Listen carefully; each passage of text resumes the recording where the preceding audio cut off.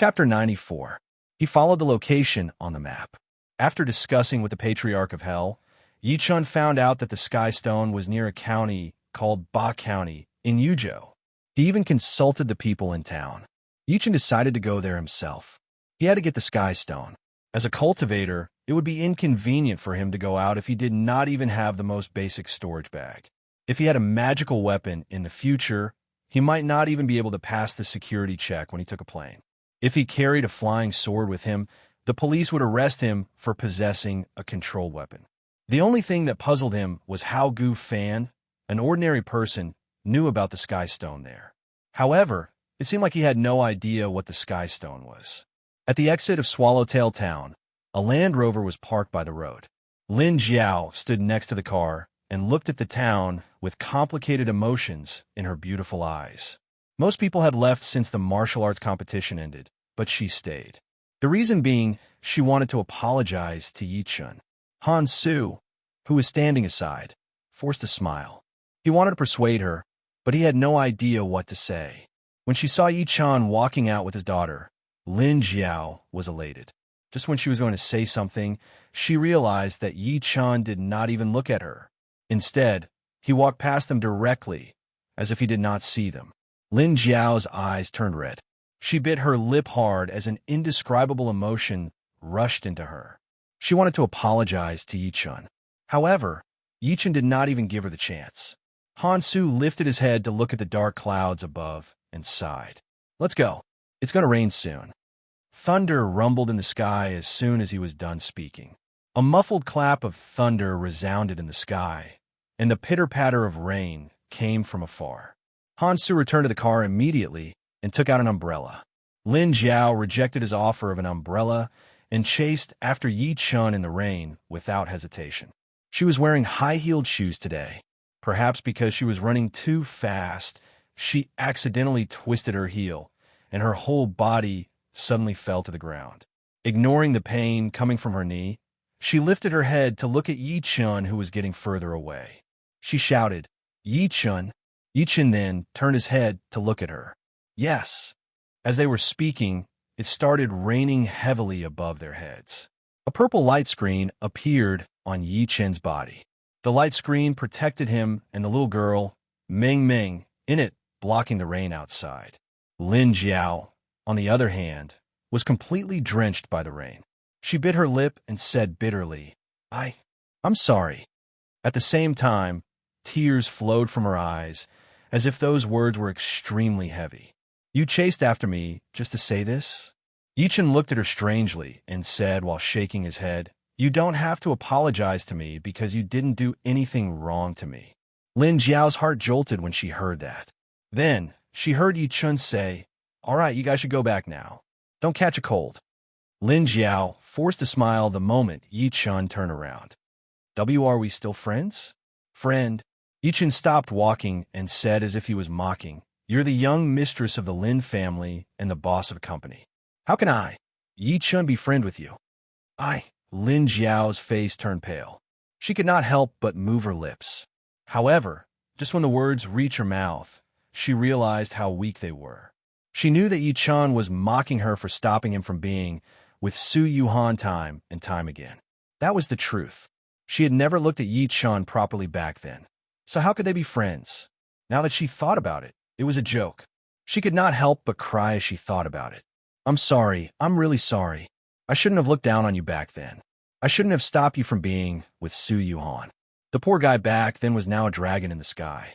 He had become a master Yi that everyone looked up to. The truth proved that Su Yuhan's choice was right. Just when Han Su helped her up and planned to leave quietly, a cold voice came from behind. "Haha, although you're not my friend, you're Su Yuhan's best friend. That's enough." Lin Jiao was over the moon. She turned her head to look and realized that Yi-chun had disappeared into the rain. At the Surge River, Yuan sat on a chair and stared blankly at the rumbling waves far away. Her pretty face was filled with worry, and she had lost a lot of weight. At that moment, Olan, who was wearing a sexy bikini that revealed her private parts, walked over. She handed him a glass of iced orange juice and said while smiling, all right. It's rare for you to come out to play. Don't look so sad." Sister Olan, do you think there's a person in this world who has the same voice, height, and even the same tone? Yuan asked in deep thought as she took the glass of orange juice. She had been searching for the person who had saved her that night like a madman for the past few days. However, she could not find anything. Since Yichen knew how to craft magic tools, she could not help but suspect that the person who saved her that night was her cousin. Olan bit her straw and rolled her eyes at her. Why are you thinking so much? Why don't you ask Mr. Yi directly?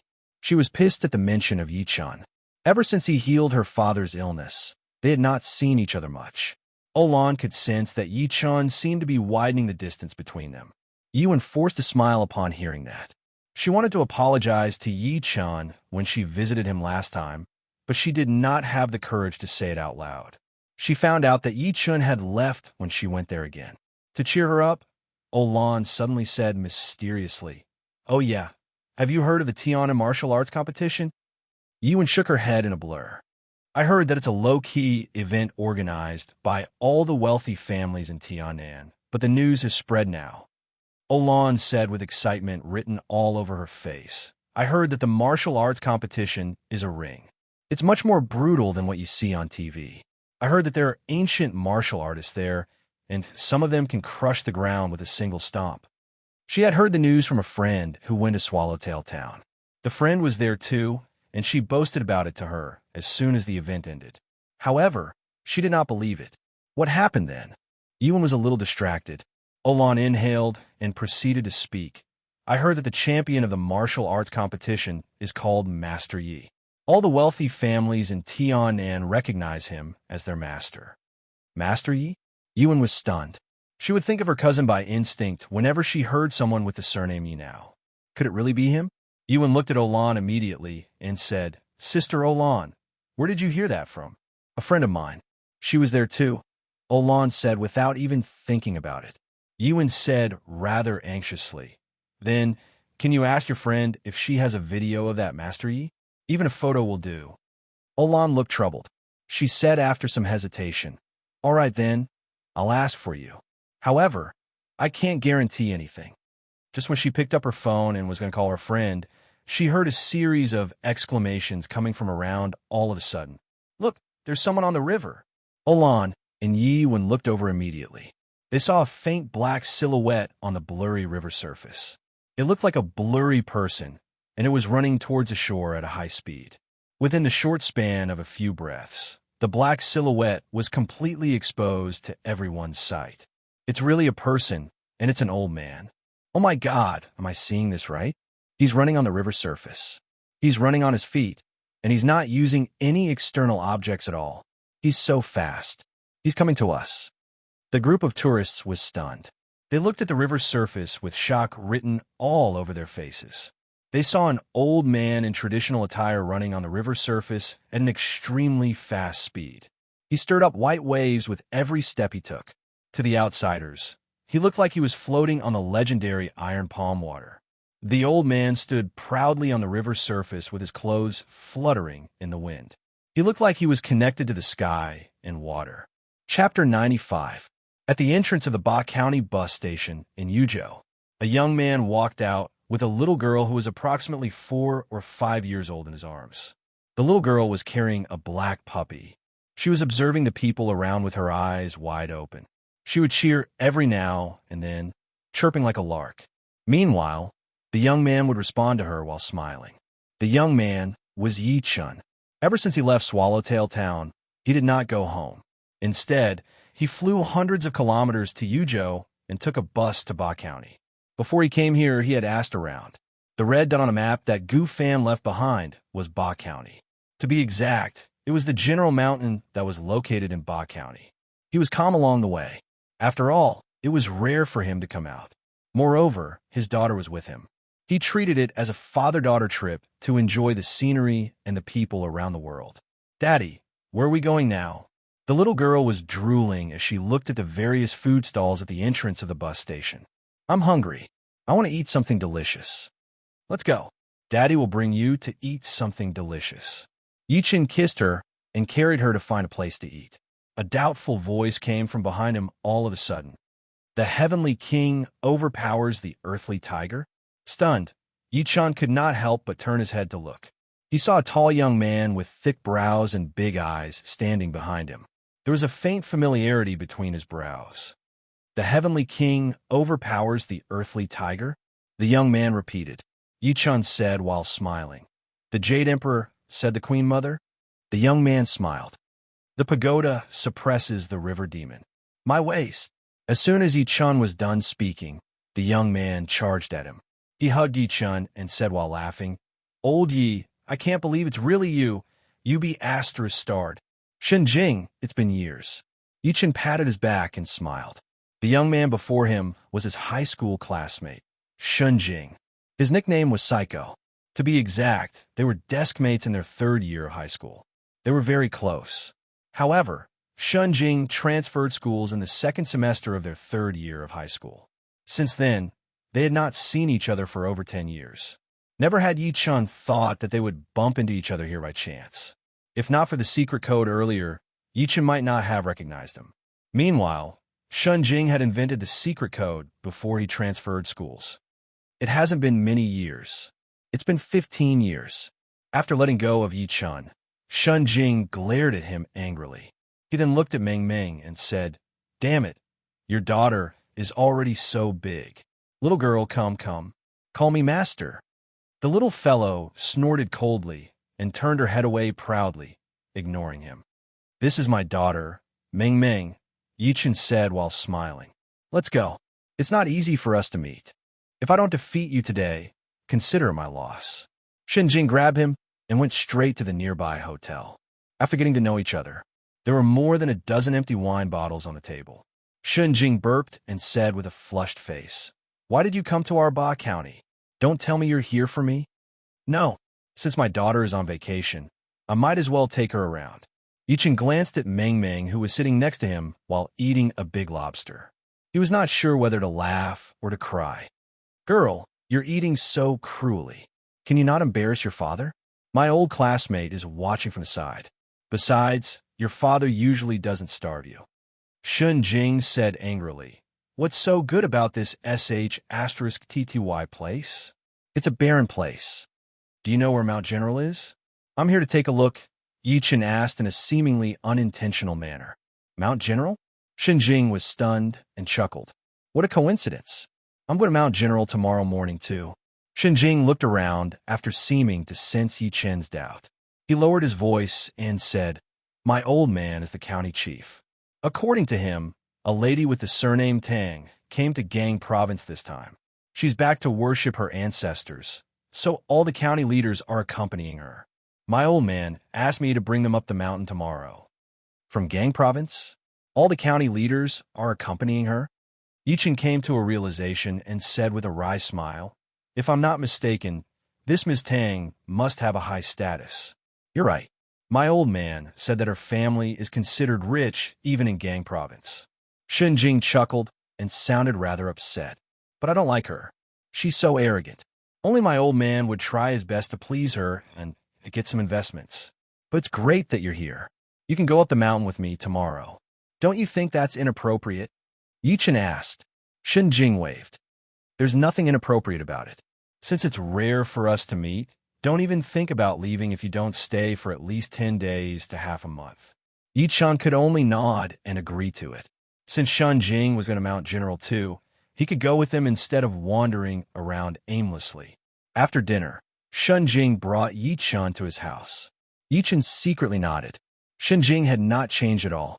Although they had not seen each other for 15 years, Yichun could still feel his passion for him. Yichun got to know more about the place along the way. Shenjing's father was Shun Chongshan. Over 10 years ago, he was transferred to Ba County. Shenjing, who was in his third year of high school back then, had a transfer as well. Over 10 years later, Shun Chongshan had climbed to the second-in-command position in Ba County. It seemed like he was going to improve before he retired. Shenjing's house was not big, but the decorations were decent. There were calligraphy, paintings, tea sets, and everything was artistic. It must have been Shun Chongshan who had decorated it. As soon as they arrived home, Shenjing took out all sorts of delicious food to treat Meng Meng. As time went by, The duo seemed like they had known each other for a long time. The little girl could not stop giggling. When the sky was about to turn dark, a middle-aged man wearing glasses and holding a briefcase in his hand opened the door and walked in. The man could not help but be stunned when he saw Yi-chun sitting on the couch with Meng Meng in his arms. Yi-chun got up and greeted him while smiling. "Hi, Uncle Shun. My name is Yi-chun. I'm Shun Jing's classmate." "Dad, Yi-chun is my classmate from my third year of high school in Lin City. I bumped into him outside today, so I'm treating him to dinner," Shun Jing, who was standing aside, introduced. Shin Chongshan took a good look at Yi-chun and nodded expressionlessly. He then returned to his room. Soon a cold voice came. "Come in, Shun Jing." Shin Jing glanced at Yi-chun and walked in while smiling. Shin Chongshan stood next to the mirror while removing his tie. He said without even turning his head, "Why are you bringing everyone into your house? Also, you actually spent 2,000 yuan on a meal today." "Old man, how can you say that? Yi-chun is my classmate. He was my desk mate in high school. We haven't seen each other for so many years. What's wrong with me treating him to dinner?" Shin Jing said angrily after closing the door. Shin Chongshan turned his head and scoffed. "A high school classmate that you haven't seen for over 10 years is so important to you? You even spent 2,000. What would people think of me, the county magistrate, if they find out?" He had noticed Yi-chun's attire since he walked in. To him, his son's classmate was not doing well. He really could not let him be too close to his son. "What's wrong with me spending my own money to treat him? Do you think people will say that you're corrupt? Eating and drinking with public money?" Shin Jing was a little mad too. He thought that his father was a little bureaucratic. "Let him go tomorrow," Shin Chongshan said. Shin Jing chuckled. "That's not for you to decide. Moreover, I'm bringing him to see Mount General tomorrow." Shin Chongshan was enraged. "You bastard! What if Ms. Tang and Master Yao are mad at you for bringing him there?" The duo's argument in the room was not loud, but Yi-chun heard every single word they said. After Shin Jing walked out angrily, Yi-chun carried the little girl and said while smiling, "I suddenly recalled that I have something to do, so I'll make a move first. Just call me when you guys leave tomorrow." Chapter 96. Yi-chun checked into the hotel with Meng Meng that night. Early the next morning, he received a call from Shin Jing. After hanging up the phone, he urged the little fellow to get up and wash up. The father and daughter, along with a dog, went out. Shin Jing told Yi-chun on the phone that the departure point was below his house. When Yi-chun arrived, he saw a red Ferrari parked by the roadside. Shin Jing and his son were talking to a woman. The woman had a pair of willowy eyebrows, a pair of clear and bright almond-shaped eyes, and a slightly high-nosed bridge. She wore a black stocking outfit, but her expression was slightly cold. Beside her stood a white-haired old man who was resting with his eyes closed, as if he was not interested in anything. Shin Jing welcomed Yi-chun immediately as soon as he saw him. He said with guilt written all over his face, "You're finally here. I thought you were mad yesterday." "No, you're overthinking," Yi-chun said. Meanwhile, the lady next to Shun Chongshan noticed Yi-chun too. She said with a slightly cold expression, "County Chief Shun, is this the person we're waiting for?" Shin Chongshan could only smile as he tried to explain, but he was secretly furious at Shin Jing. That bastard! How dare he neglect Miss Tang for a high school classmate he hasn't seen for more than 10 years? What's wrong with his brain? Miss Tang was from a wealthy family in Gang Province. If he could please her, even if she gave him a little benefit, it would be much better than making a political achievement for him. His disgust for Yi-chun grew stronger as he thought about that. He scoffed and pretended not to see anything. "Come, let me introduce you." Shin Jing led Yi-chun over. He looked at the lady in martial arts attire and the old man next to her and introduced, "Ms. Tang Ning, Master Yao, this is my friend, Yi-chun. He wants to visit Mount General this time, too." The old man suddenly opened his eyes and sized up Yi-chun with his eagle-like gaze. After noticing Meng Meng, who was in Yi-chun's embrace, he shook his head and closed his eyes again. "Why are you going to General Mountain?" On the other hand, Tang Ning, who was standing aside, took a good look at Yi-chun and said coldly in an almost interrogative tone. Yi-chun frowned. "Have fun." Tang Ning's expression grew colder and colder. There was a trace of disgust in her eyes. Carrying a child into the deep mountains to play? Let me remind you, don't blame us if something happens. To her, she thought that Yi Chun was someone who had nothing better to do. Yi Chun said coldly, "Sure. Miss Tang, it's almost time," Master Yao said. "Since this little brother wants to follow us, let him be. If you want to go, then take another car." Tong Ning scoffed and gestured for Master Yao to board the red Ferrari. "Old Yi, take my car. Although my car isn't as high-end as theirs, it's more stable." Shen Jing got into a Highlander directly, while Shen Chongshan got into the passenger seat with a grim expression without saying a word. He did not even look at Yi Chun. Yi Chun smiled and sat at the back while carrying Meng Meng. He said nothing. Shen Jing drove the Highlander in front to lead the way, while Tong Ning followed behind in the Ferrari. The two cars headed towards the outskirts of the county. In the Ferrari, Tang Ning glanced at Master Yao through the rearview mirror and asked without even turning her head, "I don't understand. Why did you let the country bumpkin go with us earlier?" "Miss Tang, don't forget that we're keeping a low profile this time. Your Tang family isn't united." Master Yao closed his eyes to rest and said, "Since that brat knows where we're going, let him follow us. I won't care if he dies, if anything happens to him along the way." Tong Ning became serious upon hearing that. Although the Tang family was a wealthy family in Gang Province, they were not united internally. For example, her uncle, Tong Ning only said after a few seconds of silence, "Master Yao, are you sure that the black spot on my back was caused by the destruction of my ancestral grave? 3 years ago, there was a black spot the size of a palm 3 inches below her shoulder. It did not work even after taking medicine." The feng shui master before her, Master Yao, identified it as a sand spot. Of course, people are mediocre. They only know that feng shui can nourish people, but they don't know that feng shui can kill people too. Master Yao opened his eyes and smiled proudly. "Miss Tang, the spot on your back is called a sand spot. There are 5 elements in feng shui, which are dragon, cave, sand, water, and direction. The sand is the mountain near the dragon cave. The sand spot is also known as the grave poison. It refers to the destruction of the ancestral grave. The dragon cave has turned into a sand spot, and the ancestral court is damaged. As the direct descendant of the Tang family, it's natural that you're affected." Tong Ning frowned. She felt that Master Yao's words had a great impact on her. She asked after some hesitation, "Master Yao, is there any evidence in feng shui?" In reality, she still did not believe in feng shui. She only believed that man could conquer nature and science. Master Yao shook his head and said, "Miss Tang, you'll understand after I tell you a story. Once upon a time, an old beggar was dying by the side of the road. A young man named Joe happened to pass by, so he brought him home and took care of him out of kindness. Not long after the old beggar recovered, the young man's father died of old age. To thank the young man for saving his life, the old beggar personally chose a feng shui treasure cave for his father and buried him there. He even helped the young man move his ancestral grave. He even said that 20 years later, the young man's descendants would definitely become vice ministers in politics. If they went into business, they would definitely be rich. Of course, the premise of all this was that the young man's family had to support the old beggar and send him off. The young man swore to the sky and agreed.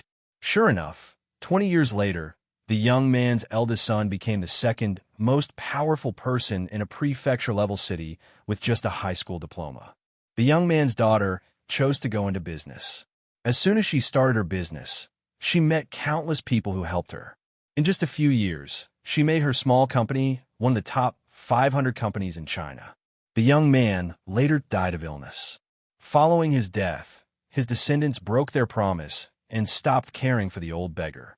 The old beggar was old, and with no one to rely on, he was getting worse by the day. One night, the old beggar went to the Zhou family's ancestral grave alone and fanned it with a fan. Every time the fan fanned, a gold ingot made of paper would appear from the Zhou family's ancestral grave, as well as official hats made of paper. These gold ingots were the Zhou family's fortune, and the official hats were the Zhou family's power. A month later, the Zhou family was found guilty of corruption and tax evasion. Those in politics were punished, and those in business went bankrupt overnight. The towering skyscraper of power and wealth collapsed in a single day. Tang Ning was expressionless after hearing that. She smiled and said, "Master Yao, you've already said that this is just a story. Stories were usually used to educate the later generations. As for the origin and authenticity of the story, how many people would investigate it?" Master Yao chuckled. "What if I tell you that the old beggar is my grandmaster?" Chapter 97. Over an hour later, they arrived at a small town in Ba County, Huangsha Town. The car was parked by a natural lake. Yi Chun carried the little girl and walked out of the Highlander. He just noticed that there was a black BMW parked behind the Ferrari. It seemed like the bodyguard that Tang Ning brought. Shun Chongshan dragged Shen Jing and walked over. He said to Tang Ning, while smiling in an extremely attentive manner, "Ms. Tang, Master Yao, this is the foot of General Mountain." The group of them looked over. They saw a huge mountain standing before them. It was boundless and spanned hundreds of kilometers.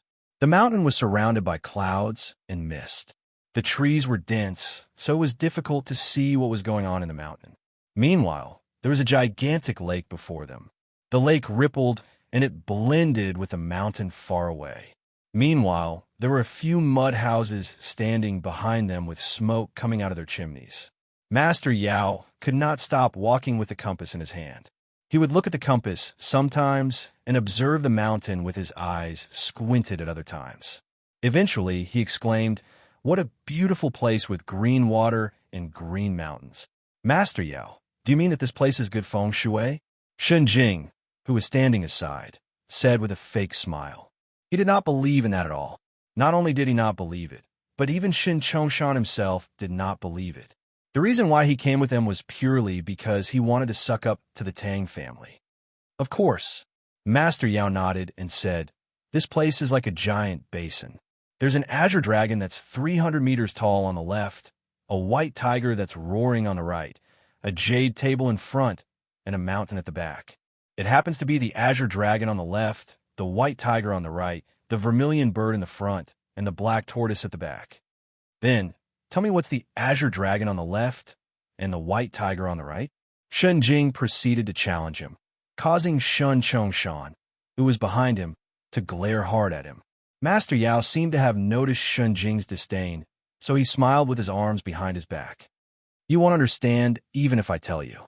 Shen Jing could only walk to Yi Chun and scoff softly. "I think this old man is a fraud. Only rich people like Tang Ning would believe what he said." Yi Chun smiled and said nothing. Instead, he observed the terrain around quietly and matched it with the map in his head. He realized that the red dot on the map happened to be in the mountain. Tang Ning suddenly looked at Shen Jing. "How do we enter the mountain now?" "I don't know about that. You'll have to ask the locals." Shen Jing didn't give him a good look. Tang Ning coldly snorted and led the group to a nearby mud house. She found the owner and explained the purpose of their visit. "You want to go to the general's tomb?"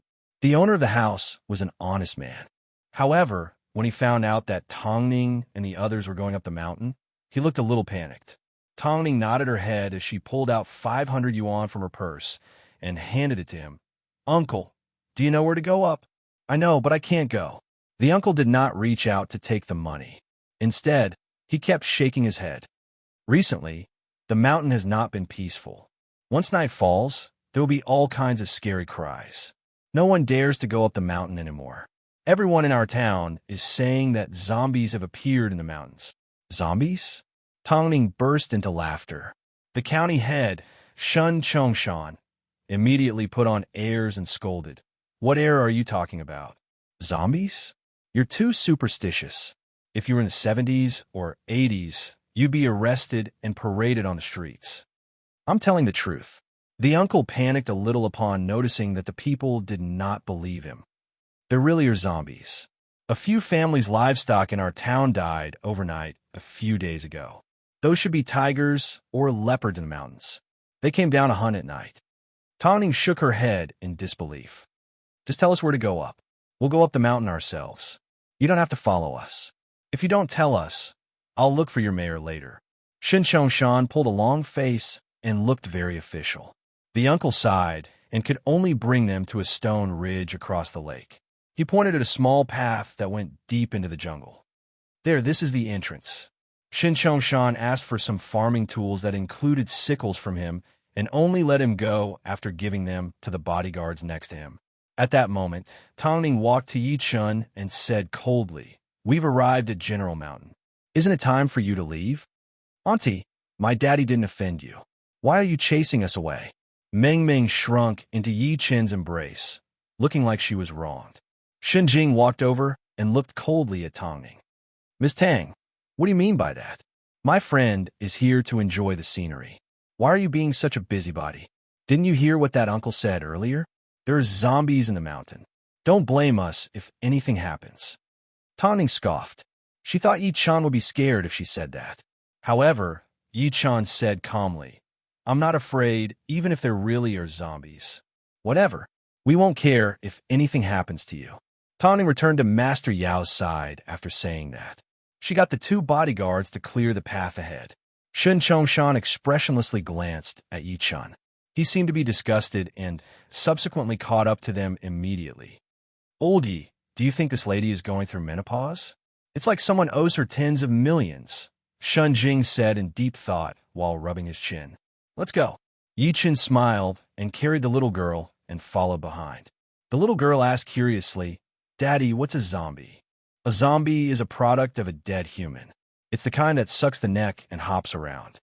Shun Jing beat Meng Meng to it and said while squinting, "Little girl, are you scared if there really are zombies later?" The little girl shrunk her neck and said in a strong and calm manner, "I'm not scared. My daddy is very powerful. If the zombie dares to bite my neck, daddy will beat it up."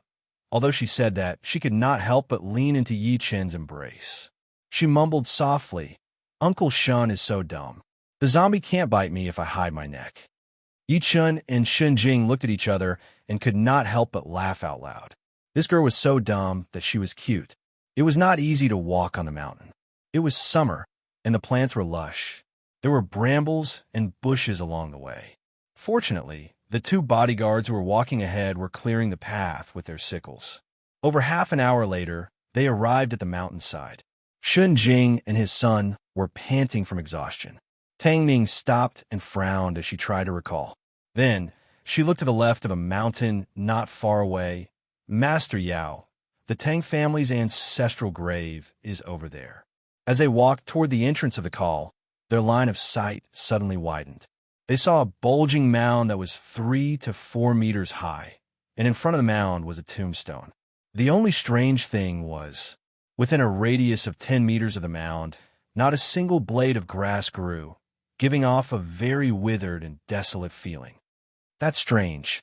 I remember when I was 10 years old, this place was surrounded by grass and trees," Tongning said suspiciously. Shin Chongshan comforted her without even thinking about it. Perhaps the people at the foot of the mountain cut firewood or grazed them. Grandmaster Yao took 2 steps forward with a dark expression. He reached out and pulled some of the soil under his feet. He placed it in front of his nose and sniffed it. He seemed to have thought of something, and his expression changed. "Something's wrong, Miss Tang." Chapter 98. The ancestral grave was robbed. Everyone had a change of expression as soon as Master Yao said that. Especially Shun Chongshan. Ba County was under his jurisdiction. If the Tang family's ancestral grave was really robbed, he might be blamed as the county magistrate. Tang Ning took 2 steps forward immediately and stood next to Master Yao. "Master Yao, what did you say? Look at this soil." Grandmaster Yao pulled up another piece of soil. As he pinched it, he said in a deep voice, "Your Tang family's ancestral grave is at least 200 years old, but this soil is very fresh. It's as though it has just been dug. Also, I smell the stench of soil." Tang Ning copied what he did and pulled a piece of soil. She placed it in front of her nose and sniffed it. Subsequently, she turned her head to look at Shun Chongshan angrily. "County Magistrate Shun, you're amazing." "Ms. Tang, no, I—" Shin Chongshan's forehead was covered in cold sweat. He had no idea how to explain himself. Shen Jing, who was standing aside, scoffed. "Don't be so sure. Isn't it just a piece of soil? How can you tell that the ancestral grave was robbed? Moreover, The grave is perfectly fine here. This isn't an ordinary grave robbery. If I'm not mistaken, the grave robbers must have dug a robber's hole that leads to the bottom of the grave. Master Yao shook his head and walked around the grave with his compass. He then walked to the back of the grave and pulled a layer of soil away. A hole that was approximately a meter in diameter appeared before everyone's eyes. There were dead branches and leaves around the hole. They must have been used to cover the robber's hole. This is the robber's hole, Master Yao said in certainty. He then exclaimed, robbing someone's ancestral grave is extremely immoral. It'll also destroy the feng shui. Ms. Tang, I think the sand spots on your back are caused by this. Seeing that the robber's hole was revealed, Shen Jing was completely speechless. Shen Chongshan's heart sank to the bottom. He wanted to cry, but no tears would come out. He was secretly cursing the mayor of Yellow Sand Town. Master Yao, what do we do now? Tang Ning panicked as she was furious. If the ancestral grave was really robbed, she would not be able to explain herself when she returned. Master Yao fell into silence for a while and said, the only thing we can do now is to check the grave. The feng shui here has been destroyed, so the ancestral grave has to be relocated. I wonder if your ancestor's coffin and bones are still here. All right, we'll follow you down. Tang Ning gritted her teeth and turned to the young man in a suit beside her. Xiao Yang, leave one person to look after them. Everyone else, follow me down. She even glared at Shen Chongshan coldly when she was done speaking. Shen Chongshan jolted and forced a smile that looked uglier than crying on his face. Miss Tang, don't worry. When I get back, I'll be sure to conduct a thorough investigation and give the Tang family an explanation. This was a serious matter. This was the ancestral grave of the Tang family in the Gang province. If the Tang family was not satisfied with it, he would not be able to answer to the mayor, let alone a county magistrate. Master Yao bowed and entered the robber's hole first. Tang Ning followed with Xiao Yang. Old man, why don't we not go down? Shen Jing swallowed his saliva, feeling a little guilty. After all, this was a tomb, and there were dead people buried inside. Shen Chongshan was not much better. However, thinking that he was responsible for this, he could only bite the bullet and go in. At that moment, only Yi Chun, his daughter, Shen Jing, and the bodyguard that Tang Ning left behind were left. Old Yi, don't go. Just wait up there with my niece, Shen Jing said worriedly. Yi Chun said while smiling, don't worry, I'll go down with you. He was shocked to find out that the red dot marked on Gu Fan's map was in this tomb. He even asked the Patriarch of Hell secretly through voice transmission, and the Patriarch confirmed it again. Shen Jing sighed and could only lead him into the robber's hole. The robber's hole was approximately a meter in diameter. Ordinary people would have to bend their backs to barely go through it. It was dark inside, so Shen Jing took out his flashlight to see the path clearly. Yi Chun did not mind as he had divine consciousness. With his divine consciousness, he could see clearly even if he closed his eyes.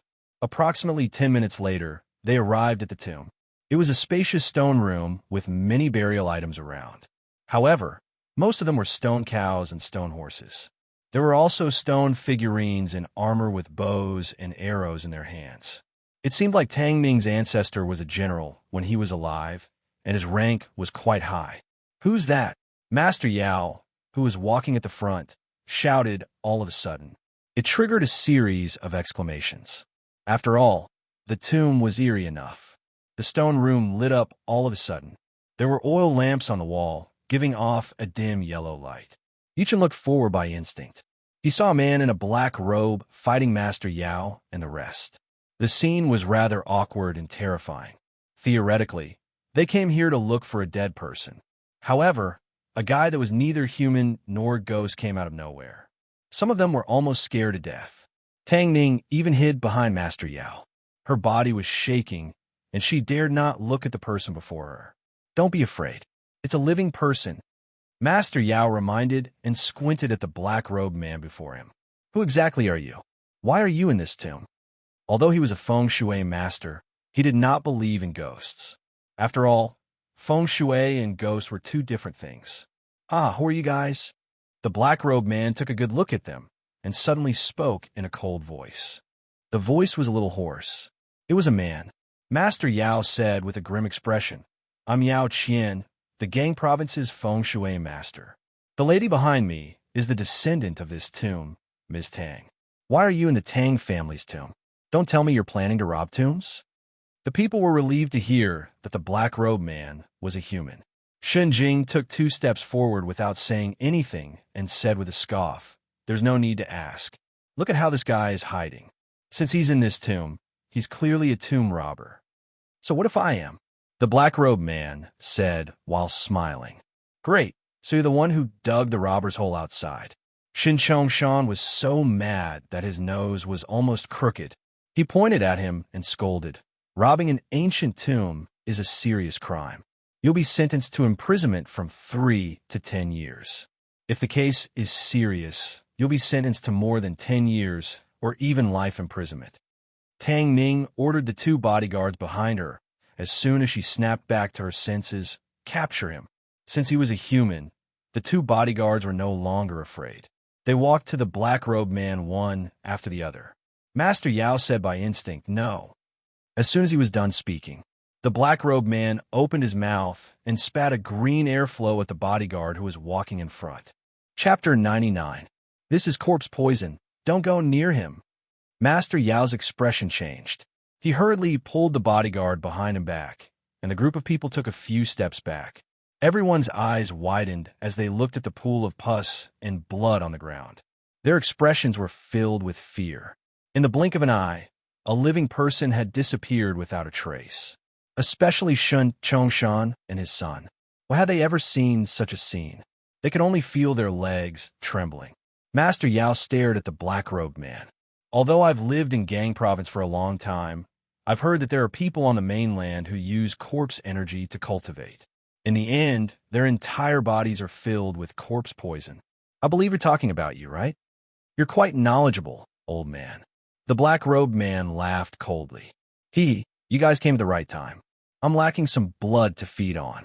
Leave them all here. What do you want?" Shin Chongshan was enraged when he snapped back to his senses. "I'm the county chief of Ba County. You're suspected of tomb robbery and murder. Do you believe that I can arrest you with just a phone call? Also, this grave belongs to the Tang family of Gang Province. If you destroy it without permission, you will spend the rest of your life in prison," Tang Ning said fiercely. She tried to tell him her background to make him give in. "County mayor? The Tang family?" The black-robed man shook his head and sneered. "If we were outside, I might be afraid of you. But in this tomb, if I kill you, who would know?" Hearing this, Shun Chongshan and Tang Ning's faces turned pale. They began to regret forcing him to do that. "Miss Tang, Mayor Shun, don't be afraid." Grandmaster Yao shook his head slightly. He placed his hands behind his back and said indifferently, "With me here today, you will be fine." Shen Jing rolled his eyes. "I really believe you. You rotten old man. Who knows if you have real ability or not? Cut the crap. Since you're here, don't even think about leaving here alive." The black-robed man smiled sinisterly, and a black banner suddenly appeared in his hand. He gently waved the banner at Grandmaster Yao and the others. The black banner slowly emitted black gas. The moment the black gas appeared, the air in the stone chamber suddenly cooled down. It was as if the temperature had dropped by dozens of degrees in an instant. It was very cold. Everyone shuddered subconsciously, feeling a chill seep into their bones. They looked at the black banner in horror. This guy is really strange. Could it be that he really knows some kind of sorcery? Shun Jing crossed his arms and was so cold that his teeth were chattering. As soon as he said this, Tong Ning's face immediately turned pale. She couldn't help but hide behind a few bodyguards, ready to run out at any time. Just like Shin Chongshan and his son, she did not believe that such things existed in this world. She even scoffed at the yin energy and feng shui that Master Yao mentioned. Now that he thought about it, he had to believe it even if he didn't want to. "Your Excellency's black banner is filled with resentment. I'm sure you've done a lot of atrocious things. Since that's the case, this old man shall enforce justice on behalf of the heavens." Facing the incoming black gas, Master Yao shouted. Then, A faint green gas was emitted from his body and gathered at the tip of his finger. Seeing this scene, everyone was so shocked that they could not close their mouths. Shun Jing's eyes widened and he exclaimed, F***, he's really a master. His body can actually glow? Could it be the legendary magical power? Tongning, Shun Chongshan, and the rest were not any better. They stared blankly at Master Yao. At that moment, they felt like their world had completely collapsed. Hand seal. Master Yao performed a series of hand seals in the air quickly. As soon as the seal was done, a green gas ball that looked like a net went straight at the black gas. Bang! As a loud thud came, the entire stone chamber shook a few times. The black gas was crushed by the green gas in the blink of an eye when the people finally stood still. Meanwhile, the green gas did not slow down at all. It hit the black-robed man in the blink of an eye. The black-robed man flew out with a thud. He looked at Master Yao and said in shock after spitting a mouthful of blood, Qingyi sect? You're the descendant of Qingyi sect? That's right. I'm the descendant of Qingyi sect. My master is the Qingyi Taoist. Your unorthodox demons are nothing in front of me. Master Yao looked dignified without being angry. He released another green gas which pierced the black-robed man's heart directly. He died on the spot, and his body turned into a pool of blood. The people only snapped back to their senses after a long time. Tongning looked at Master Yao differently this time. Master Yao, why you're amazing, aren't you? That's right, Master Yao. Why was your body glowing just now? Shen Jing asked curiously. Shen Chongshan glared at him immediately. He was worried that he would offend Master Yao with that question. Master Yao said while stroking his beard while smiling as the people stared at him, the light that you guys saw earlier was the mystical qi that I cultivated. Mystical qi? What's that? Tongning was confused. Master Yao explained, Feng Shui mystic technique. Feng Shui mystic technique. Mystic comes first, then technique. I can't explain the word mystic in such a short time. You guys can understand it as me being able to use Earth Qi. Thank you for saving our lives earlier, Master Yao. Shen Chongshan thanked him in all seriousness. After all, Master Yao's image in the people's hearts was elevated after what happened. Shen Chongshan dared not treat him like a charlatan anymore. Yi Chun, who was standing aside, shook his head after hearing Master Yao's explanation. He came to a realization soon after. He almost thought that Master Yao was a cultivator too. Now that he thought about it, he must be a Feng Shui master who gained power from comprehending nature. Tongning caught him shaking his head. She said with a grim expression, What do you mean by shaking your head? Are you looking down on Master Yao's technique? At that moment, the people looked at Yi Chun in a rather unfriendly manner. After all, his existence was not well liked. They only treated him as a burden. Shen Chongshan glared at Shun Jing angrily. Look at your classmate. What a scandal. Yi Chun said coldly, I didn't mean anything by shaking my head. I was just shaking my head. Don't shake your head blindly if you don't know anything. Do you understand? If not for Master Yao, you might have been dead by now. Tongning scoffed and chased after him. Shen Jing stood up for Yi Chun. All right, Ms. Tang. Old Yi said that he was just shaking his head. Miss Tang, forget it. Master Yao glanced at Yi Chun expressionlessly and subsequently walked into the main burial chamber. To an ordinary person like Yi Chun, he didn't care at all. Tang Ning glared at Yi Chun coldly and followed him with her people. Shen Jing stayed and patted Yi Chun's shoulder. Old Yi, don't take it to heart. Master Yao is quite capable after all.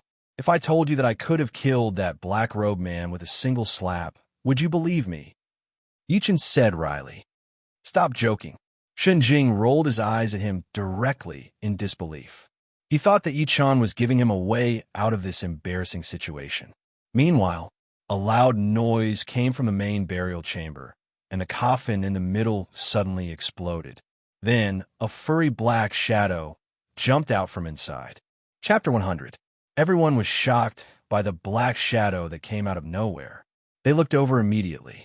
They saw a tall, hunky middle-aged man in armor standing before them. The man's hair was messy and his face was shriveled. Countless black hair that looked like steel needles pierced through his armor. Roar! The man roared into the sky.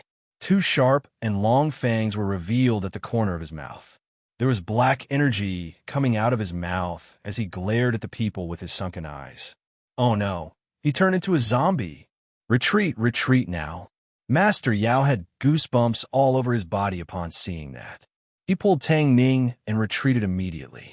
Never had he thought that Tang Ning's ancestor would not rot after being dead for over 200 years. Instead, he turned into a zombie. He turned into a zombie? Zombie? The moment the man revealed his fangs, everyone jolted. Everyone shuddered and pushed each other as they ran towards the exit. The bodyguard who was the last felt a big, cold hand grabbing him after taking 2 steps. He turned his head immediately and saw a pair of fangs. The fangs bit into his neck, and the bodyguard could not help but shriek, "Ms. Tang, help me." Gulp, gulp. The sound of blood being swallowed came. The bodyguard stopped breathing as soon as he was done speaking. His body shriveled at a speed that could be seen with the naked eye. Meanwhile, the man's body that was initially shriveled was much more substantial now. Tang Ning was almost scared to death when she turned her head to see that. She ran toward the exit with the crowd, as if her life depended on it. Yichen was in the crowd too. The people were pushing him away, but he had his eyes on the tiger-shaped pendant on the zombie's chest. So the Sky Stone is here. Damn it, there's really a zombie. Run, run now. Shen Jing pulled his father, wishing that he had an extra pair of legs. Only then did the people recall what the uncle said before they went up the mountain. There was really a zombie, but they did not believe it. It was too late for regrets now. Oh no, the exit has collapsed. The bodyguard who was running at the front screamed. The people just realized that the robber's hole was completely gone. Instead, all sorts of mud and gravel blocked the exit. Clearly, the fight between Master Yao and the black-robed man had triggered an earthquake, causing the robber's hole to collapse. Someone cried on the spot. What should we do? What to do? I don't want to die here. Grandmaster Yao, what should we do now?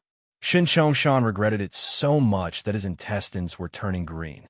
If he had known this would happen, he would not have done it even if his own father was here, let alone Ms. Tang. Shen Jing swallowed a mouthful of saliva and said, "Miss Tang, that guy is your ancestor.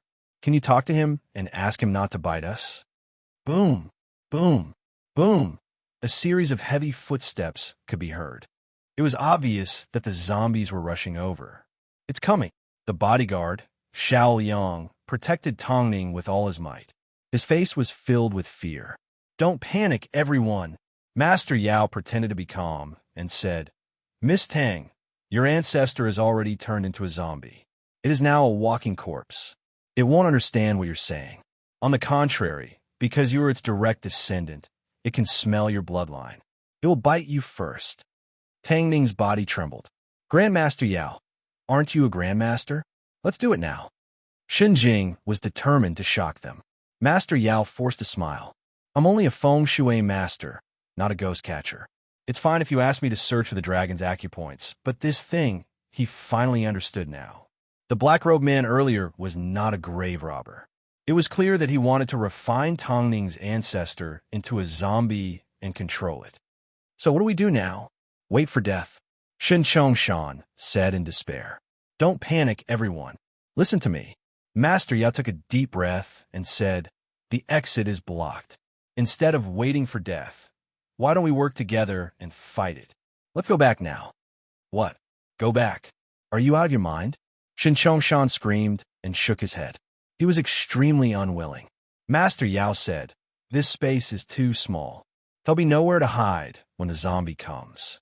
We'll really be dead by then." Although what he said was the truth, the people were still unwilling. The bodyguard, Xiao Yang, hesitated and said, "Master Yao is right. We must go back to the main tomb that we were in earlier. It's spacious there. We can fight it with the geographical advantage. I'll walk in front." Xiao Yang. Tawning shook her head by instinct. Xiao Yang forced a smile. "Ms. Tang, Liang Yi, was adopted by your Tang family since I was young. Old Master Tang treats me like a nephew. If anything happens to me, I hope that you'll treat my wife and son well."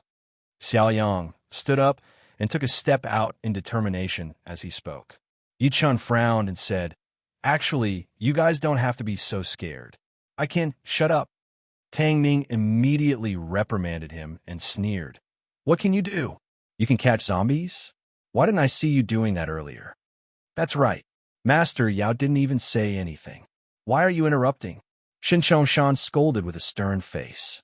What kind of classmate is Shun Jing? He's still causing trouble at a time like this. Old Yi, stop talking. Shin Jing pulled the corner of Yi Chen's shirt immediately, signaling him to stop talking. Yi Chen smiled and said nothing more. In reality, he wanted to help because Xiaoyang was loyal to his master. He did not want anything to happen to him, but the people did not believe him. Master Yao, let's go. Let's go back. If someone's scared, just wait for your death here. Tang Ning clenched her teeth and stood up in determination. She looked at Yi Chun and said insinuatingly. Master Yao nodded and walked behind Xiaoyang. Tang Ning was the second, while the remaining 3 bodyguards followed closely behind. Yi Chun, Shun Jing, and the rest were the last.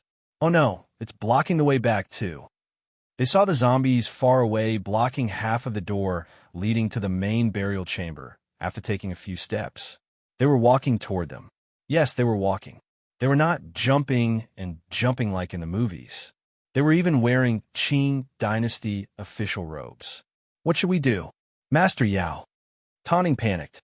Just when Master Yao was going to speak, Xiaoyang shrieked in rage. He took out a dagger and charged at the zombie. I'll King kill you. Xiaoyang, come back now. Tang Ning was almost scared to death. She could not stop trying to stop him. However, Xiaoyang pretended that he did not hear her. He charged at the zombie with his agility and stabbed the zombie's body with the dagger. There would be metallic, clanging noises coming from time to time. Then, his movements froze. A long, sharp claw pierced through his chest. The fangs pierced his neck again, and Xiaoyang's body shriveled. The zombie's body was completely filled up after sucking 2 people consecutively, especially its face. It looked like a normal person again, but it looked rather pale. Coupled with the blood stain at the corner of its lips, it looked indescribably ferocious. Xiaoyang. Tang Ning almost fainted from the pain. We can't let it suck more blood. It'll become more powerful every time it sucks a person. Step back. I'll deal with it. Master Yao looked solemn. A green gleam shot out of his body again after the people retreated a few meters. Seal. Master Yao performed a seal with both of his hands. Just like before, green gas flowed out of his fingertips. The green gas turned into a net and charged at the zombie that was coming at him. The zombie swung its claw and crushed the green gas.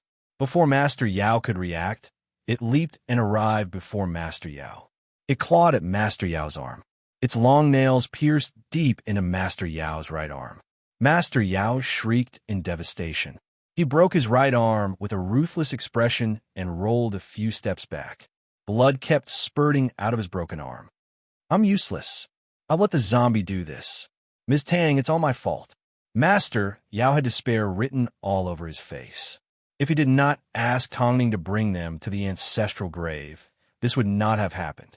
Now, not only had 2 people died, but he had also lost an arm. Now, it seemed that they were dead for sure. Oh no. We're all doomed now. We're all going to die here. Shin Chongshan protected Shun Jing tightly, while his lips could not stop trembling. Tears rolled down the corner of Tang Ning's eyes as she looked at Xiaoyang's shriveled body. She then closed her beautiful eyes in despair. At that moment, an extremely young voice was heard. Dad, please save them. Chapter 101. Dad, please save them. That crisp voice rang out again. The people turned their heads to look by instinct. They saw Meng Meng, who was in Yi Chen's embrace, gripping the corner of Yi Chen's shirt tightly. She had a pleading look on her face while her long eyelashes fluttered. This child was quite cute, but it was a pity that he would soon become food for the zombies. Tang Ning secretly shook her head. Shen Jing smiled bitterly.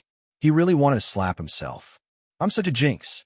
Before coming here, he had joked with the little fellow and asked her if she was afraid of zombies. The little fellow had said that she was not afraid and that her father would protect her. He did not expect that zombies would really appear. Yichun put the little girl down softly and patted her head. he said while smiling. All right, Daddy will save them. Save us. Have you lost your mind? Tongning subconsciously sneered. However, before she could finish her sentence, she forcefully swallowed it. After letting go of the little girl, Yichen walked toward the zombie before him step by step. He was calm, as if he was taking a stroll in the park. What was he doing? Everyone was stunned. Shun Jing, who was the first to react, had a change in expression. He hurriedly said, Old Yi, come back quickly. Don't go over. He wanted to get up to stop Yi Chun, but Shun Chongshan held him back tightly. Don't go. Shun Jing was so anxious that he was about to cry. Shun Chongshan shook his head. Is this guy crazy? Uncle Shun, don't be afraid. My father is very powerful. He will definitely beat the shit out of that monster. On the contrary, the little fellow blinked her eyes and comforted him. She even waved her little fist. If it were any other child, they would have been scared to tears. But the little fellow had seen her father's methods. So in her mind, her father was the most powerful person in the world. Shun Jing didn't listen to him at all and kept stomping his feet. Tongning couldn't bear it. She almost called Yi Chun an idiot.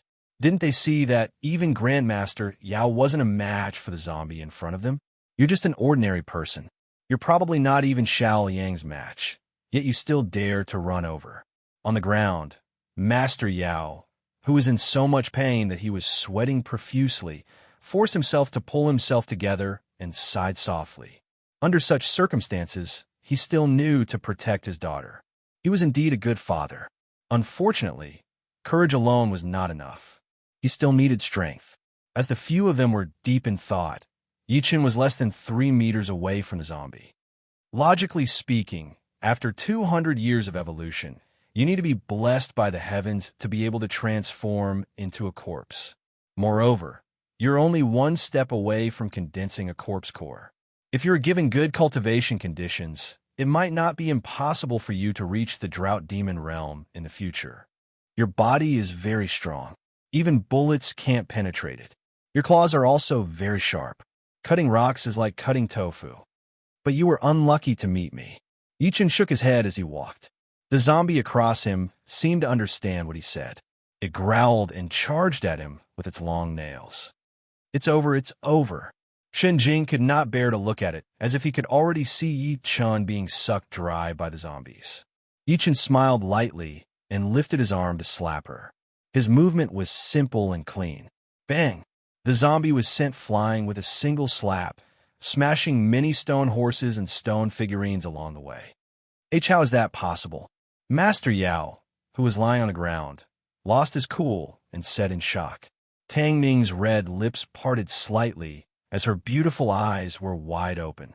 She watched that in a rather blank manner while her chest was heaving up and down. He sent it flying with a single slap? Was it an illusion? The expression on Shun Chongshan's face froze. He looked like he had just seen a ghost. F***, old man, slap me now. Am I dreaming? Shun Jing opened his eyes immediately upon hearing the noise and could not help but curse.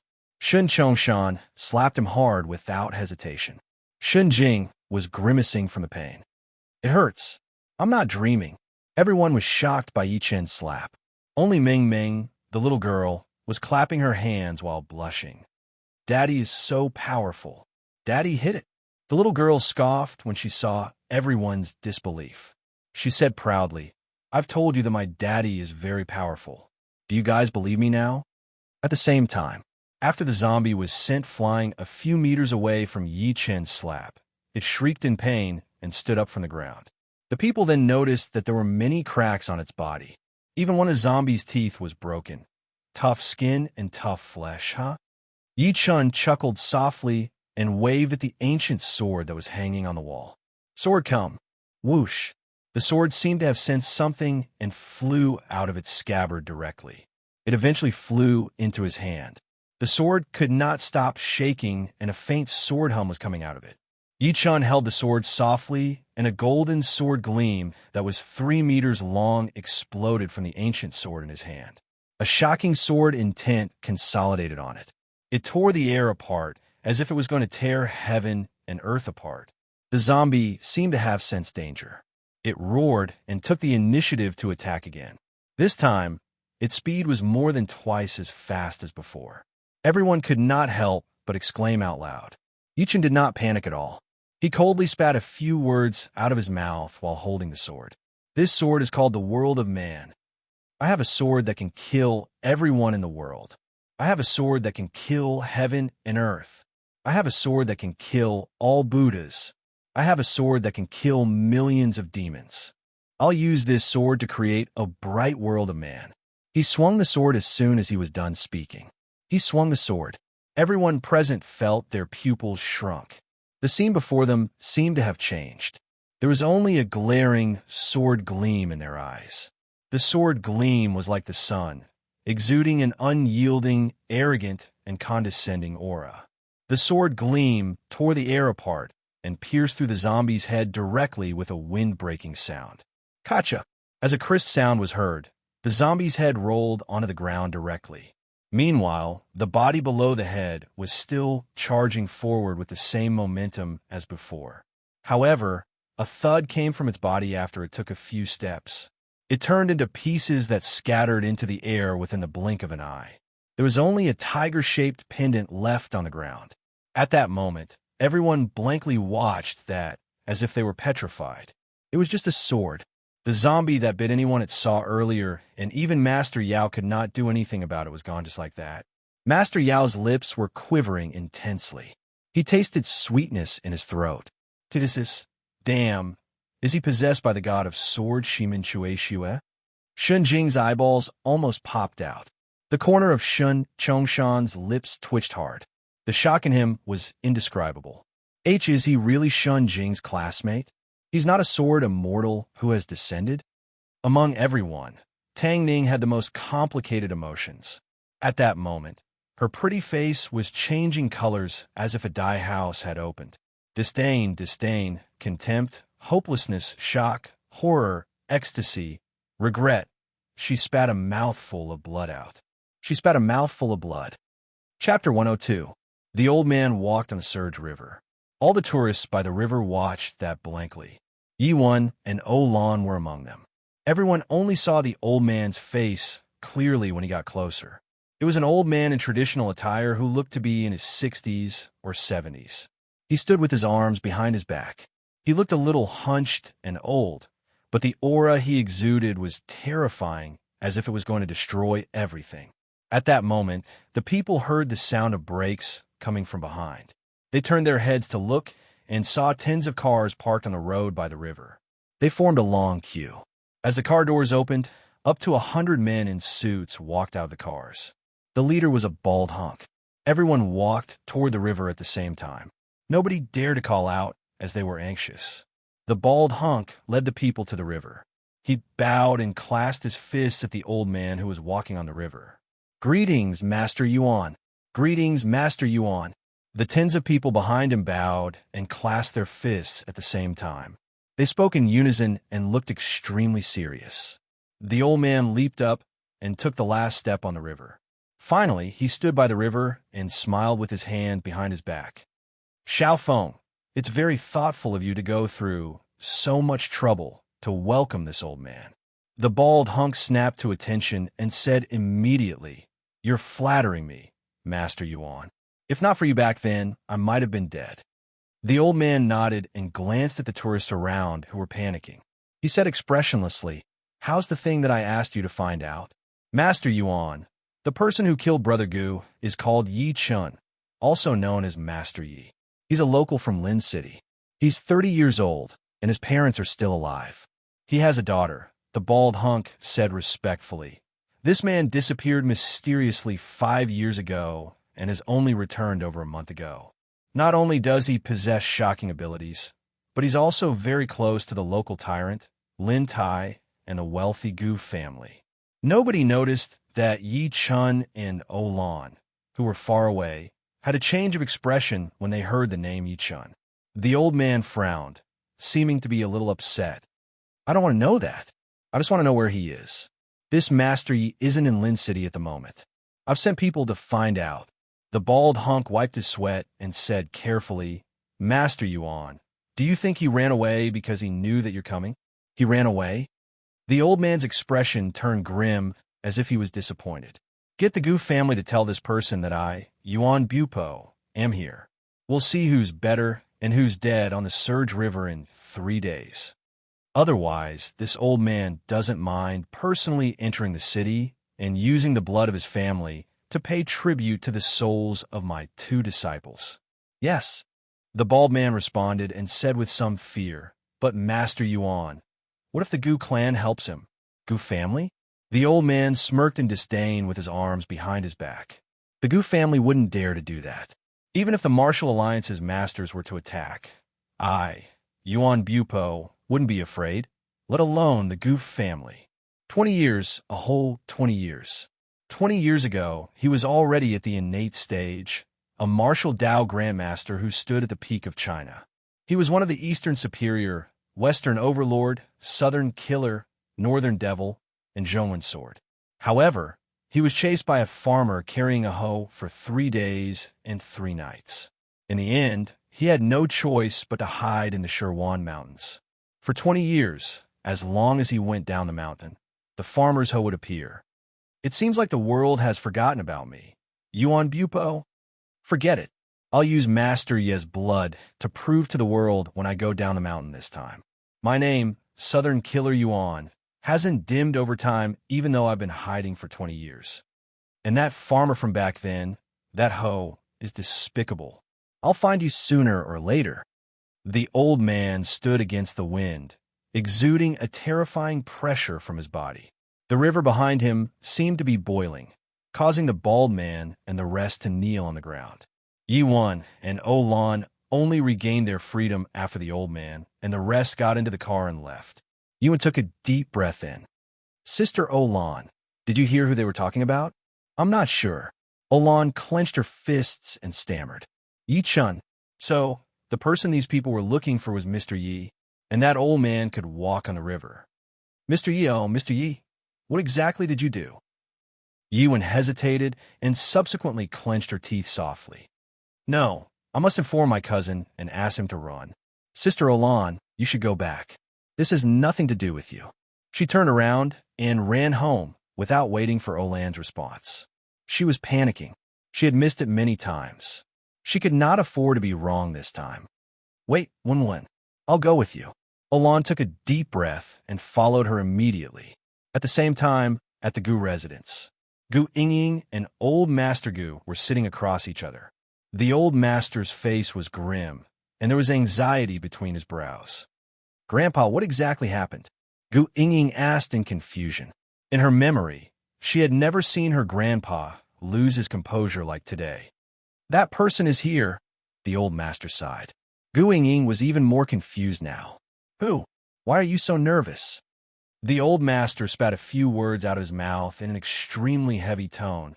The Tianan number 1, Yuan Bupo. What? Gu Yingying's expression changed too. She inhaled sharply. He's the only martial Dao master in the 3 Tianan provinces? That's right. Lao Zi forced a smile. I received an anonymous call earlier. The person said that Yuan Bupo is here, and he's here to avenge his disciple. He's challenging Master Yi to a battle on the Surge River in 3 days. We'll fight to the death. Yuan Bupo was an old martial Dao master who was famous 20 years ago. How could Mr. Yi be his match? Grandpa, could it be a prank? Gu Yingying said with a grim expression on her pretty face. The old master shook his head. That's impossible. Not many people know who Yuan Bupo is. Even if they do, they wouldn't dare to joke around with a master. Moreover, Master Yi killed 2 of Yuan Bupo's disciples. Nobody would be able to sit still. So what should we do now? Gu Yingying got up and paced around the living room. She seemed to have thought of something. Should we get Uncle Xiao from the municipal bureau to send the police to search for him? We'll capture Yuan Bupo before they fight. Capture? How? Little girl, you've underestimated how terrifying a martial Dao master is. The old man laughed in exasperation. The elites under your Uncle Xiao might be able to deal with ordinary people, but in the eyes of a martial Dao grandmaster, they could destroy hundreds of people with a single palm strike. Other than large-caliber weapons and heavy artillery, nothing can hurt him. In reality, there was something that he did not say. Little Xiao would not be able to mess things up just for Yuan Bupo, and the higher-ups would not allow it. Chapter 103. In the Golden Capital Hotel in Ba County, Shen Chongshan, his son, Tang Ning, Master Yao, and the rest stood at the entrance. They would look into the hotel from time to time as if they were waiting for someone. The county chief, Shen Chongshan, was like an ant on a hot pan as he paced around. This caused the hotel staff to be extremely astonished. Holy sh**t. Forget the Ferrari parked at the entrance. Even the county chief came out to welcome them. Who exactly is staying in our hotel? At that moment, Shun Jing said angrily, "Old man, can you stop walking around before me? It made me dizzy. Can I stop? Master Yi hasn't come out yet." Shen Chongshan stopped walking and sighed as he looked into the hotel. "Brat, do you think Master Yi left because he's mad at me?" He was secretly shaking when he said that. The scene of Yi Chun killing a corpse with one swing of his sword under the Tang family's grave had shocked him. It was not an exaggeration to call him a god. At that moment, he realized that his son's classmate, who was not very good-looking, was the real expert. He regretted not liking Yi Chun earlier and was cold when he spoke to him. He broke out in a cold sweat as he thought to this point. Although he was the county chief, he was no different from a village official to the Tang family. That was why he had been sucking up to Tang Ning and the rest. Meanwhile, Tang Ning was sucking up to Master Yao. Meanwhile, Yi Chun was much more powerful than Master Yao. He could not eat or sleep well after offending such a person. Shun Jing said wryly, "Old man, can you be more shameless? You ignored Yi Chun when he came to our house. You even acted like an official. Are you regretting it now that you know how powerful he is? No matter how shameless I am, I'm still your father." Shen Chongshan's face flushed instantly, and he glared at him fiercely. "Also, stop calling Master Yi's name. Do you know that Master Yi is an expert? Even if he's really your classmate, you can't take him seriously. He had been in the government for a long time, so he knew about these things very well. One's identity determined one's status. I can't do that. Do you think Yi Chun is that kind of person?" Shun Jing said casually. Although that was what he said, he was secretly uncertain. Yi Chun was so powerful, so he might not even treat him as a friend. Shen Chongshan sighed exasperatedly as he expected better from him. Tongning and Master Yao heard the conversation between the father and son. Their feelings were complicated, especially Tongning. She would never forget the young man in the tomb who held a long sword and looked down on everything. It would not be an exaggeration to describe him as an immortal. "Since you're so powerful, why didn't you say so in the beginning? He even caused 2 of my men to die. Even Xiao Liang died." Tang Ning gritted her teeth. A trace of anger and resentment flashed across her beautiful eyes as she looked at the hotel. At this time, a young man walked out of the hotel entrance. In his arms was a 4 or 5-year-old little girl who was holding a lollipop. Shen Chongshan jolted and went up to him with a face full of smiles. "Master Yi, you're finally out. What's this?" Yi Chun frowned. He was not used to his enthusiasm. Shen Chongshan said immediately, "I'd like to personally thank Master Yi for saving our lives in the tomb. If not for you, we might have been dead. Thank you for your kindness. There's no need for that." He was interrupted before he was done speaking. Yi Chun lifted his eyes to take a good look at Tongning and Master Yao, who were next to him. He eventually had his eyes on Shun Jing, and a smile appeared on his cold face. "Shen Jing, we're going back." It was time to go back now that he had gotten the Sky Stone. Most importantly, he had a faint feeling that something was going to happen. It was his instinct as a cultivator. "Oldie, are you leaving so soon? It's not easy for us to meet each other. Why don't you stay for a few more days?" Shen Jing was reluctant to let him go. Shen Chongshan glared at his son secretly when he heard him calling Yi Chun by his name. "Oldie, this be asterisk starred. It goes in one ear and out the other." Yi Chun said while smiling, "Don't worry. I'm in Lin City. You can come and drink with me anytime. Of course, you can look for me if you have any trouble." Shen Chongshan agreed to it first while smiling. "Thank you, Master Yi. We'll definitely look for you if we have the chance in the future." Shen Jing was speechless. Yi Chun nodded. Master Yao took a step forward and looked at him with a complicated expression. He bowed deeply. "Thank you for saving my life, Master Yi. I'll definitely remember it." He said that from the bottom of his heart. If not for Yi Chen's forceful intervention in the tomb, everyone might have died in there during the critical moment of life and death. He dared not take advantage of his seniority in front of Yi Chen. He could only secretly exclaim that there were talented people in every generation. Even his master could only look up to Yi Chen when he was alive. Such a genius was destined to rule the world. To think that he had treated him as an ordinary junior. Yi Chen nodded calmly. "You're too kind." Tang Ning, who was standing aside, could not stop having a change of expression. She suddenly said while biting her lip, "Let me ask you, why didn't you attack earlier?" As soon as she said that, Master Yao and Shun Chongshan's expressions changed instantly. Tang Ning did not notice that at all. She pointed at Yi Chen's nose and scolded, "Since you're so powerful, why did you watch my underlings die? You must give me an explanation today." "Explanation?" Yi Chen gave a short response and said calmly, "I wonder what kind of explanation do you want? You must explain yourself. Don't think that you can look down on me just because you're capable. I'm not afraid to tell you that your assets are worth nothing to my Tang family. My family has a way to kill you." Tang Ning glared at Yi Chen ferociously. She felt like she was getting angrier as she spoke. The rage that she had been suppressing was released all at once. Master Yao's expression changed. He thought to himself, "Oh no, Miss Tang, are you out of your mind? How dare you say something like that? Worldly power and wealth are nothing in the hands of an expert like Master Yi." As expected, as soon as Tang Ning was done speaking, the aura on Yi Chen's body changed. A ferocious gleam flashed through his eyes as he stretched his arm and grabbed. Tang Ning, who was 4 to 5 steps away from him, charged over. He lifted her up by grabbing her neck directly. Tang Ning wanted to struggle by instinct, but an extremely cold voice came into her ears. "Do you dare to say that again?" This voice was extremely cold, and it was as if the surrounding air had suddenly dropped by a few dozen degrees. Tang Ning finally panicked.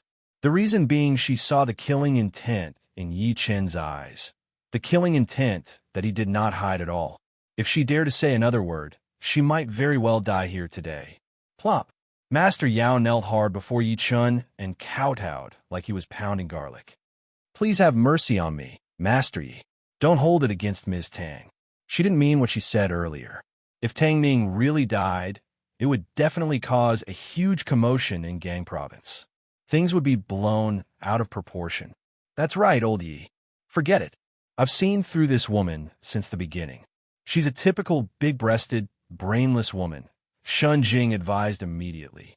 Shin Chongshan forced a smile that looked uglier than crying on his face. "Master Yi, let's talk this out. Don't do anything stupid. Otherwise, it'll be difficult for me." Soon, Master Yao's forehead was bleeding from kowtowing, but he was still begging. Yi Chen glanced at Tang Ning coldly and tossed her onto the ground. His voice was extremely cold. "If you're not convinced, you could try getting the Tang family to take revenge on me when you get back. If anything happens, I'll definitely go to Gang Province with my sword and kill everyone in the Tang family.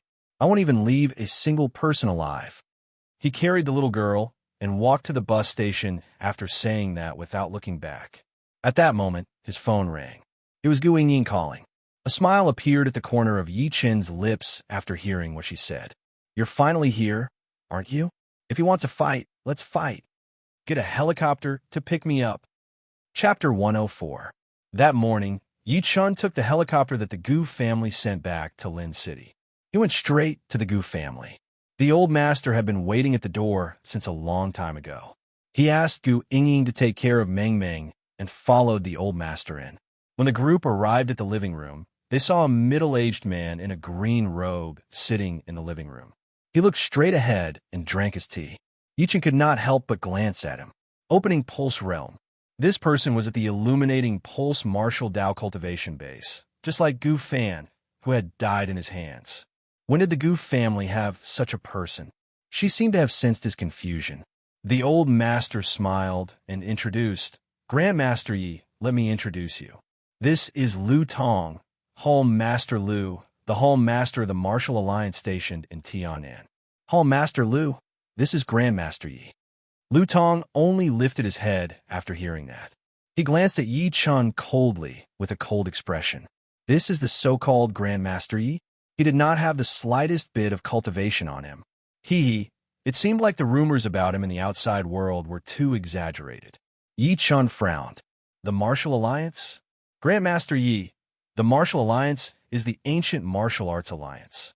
It's a civilian organization that belongs to ancient martial artists, but it's under the direct jurisdiction of the military, the old master explained. The Martial Alliance was above all the ancient martial arts practitioners. It was also an organization used by the military to stabilize the ancient martial arts practitioners. As long as it was something between the ancient martial arts practitioners, the Martial Alliance had the right to intervene. Yi Chun came to a realization. He then heard the old master say, "Master Yi, I believe you're aware of the situation. Now that Yuan Bupo is here on the river, he wants to fight you by name. Therefore, I can only get clan leader Lu out. I hope that he can mediate the situation." The old master's intention was simple. After all, Yuan Bupo was the Tianan #1 and a martial Dao master who had been famous for many years. It was impossible for Yi Chun to be his match. Since that was the case, he could only ask the Martial Alliance to intervene and try his best to avoid the battle. He believed that Yuan Bupo dared not disobey the Martial Alliance's order.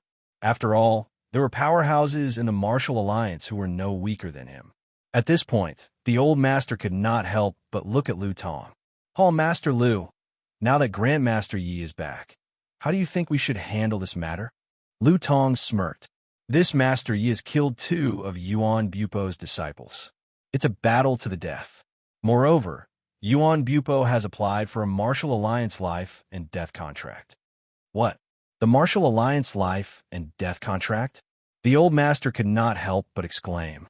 "That's right. It's a Martial Alliance life and death agreement." Lu Tong nodded and said, "The so-called Martial Alliance life and death contract is specifically targeted at ancient martial artists. If the enmity between both parties cannot be resolved, they can sign their names on the Martial Alliance life and death contract. After that, life and death will be determined by fate. Even the military has tacitly agreed to it. What should we do now?" The old man's heart sank. Lu Tong squinted and took a good look at Yi Chun. He looked arrogant. "There are only 2 options before you now. The first is to accept Yuan Bupo's challenge and sign the life or death contract. The second is to reject him. You'll be fine as long as you don't leave the city." That was what he said. However, he was sneering in his heart. What an ignorant junior.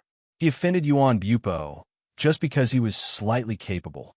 You have no idea that even the masters in the Martial Alliance are afraid of Yuan Bupo, let alone you. Moreover, why would the Martial Alliance offend Yuan Bupo for a junior like you? The old master asked worriedly. "What if Yuan Bupo takes revenge on Master Ye's family if you reject him? That'll be the police's problem." Lu Tong said expressionlessly. "If Yuan Bupo really attacks, he'll naturally be breaking the law. The police definitely won't sit back and do nothing. Meanwhile, the Martial Alliance will cooperate with the police to deal with him." Yi Chun grinned and enunciated word for word. "Are you saying that the Martial Alliance will only intervene when something happens to my family?" "Of course." Lu Tong was a little impatient. Yi Chun said coldly, "Since that's the case, I can't accept the Martial Alliance's kindness. I'm a conservative person, so I think it's only safe if I kill the danger completely." "Are you saying that you're accepting Yuan Bupo's challenge? Do you think you can do that?" Lu Tong thought he had heard it wrong, so he proceeded to smile in disdain. "Young man, let me give you a piece of advice. Run as far as you can. You can't imagine how terrifying Yuan Bupo is." Yi Chun said while smiling. "Really? I don't think so. Since you're seeking death, I won't care anymore." Lu Tong's expression turned completely grim. He flung his sleeve and left. Old Master Gu, who was standing aside, forced a smile. "Old Master, you don't have to persuade me anymore." Yi Chun remained unmoved. The battle intent within him was growing. He chuckled softly while caressing the teacup in his hand. "A man should kill. I can defeat Yuan Bupo single-handedly." The cup in his hand turned into dust as soon as he was done speaking. The cup in his hand turned into dust. In the next 2 days, Yi Chen stayed at home with his family. He turned a deaf ear to what was going on outside. At the same time, the entire ancient martial arts world in China was stirred because of the battle. What?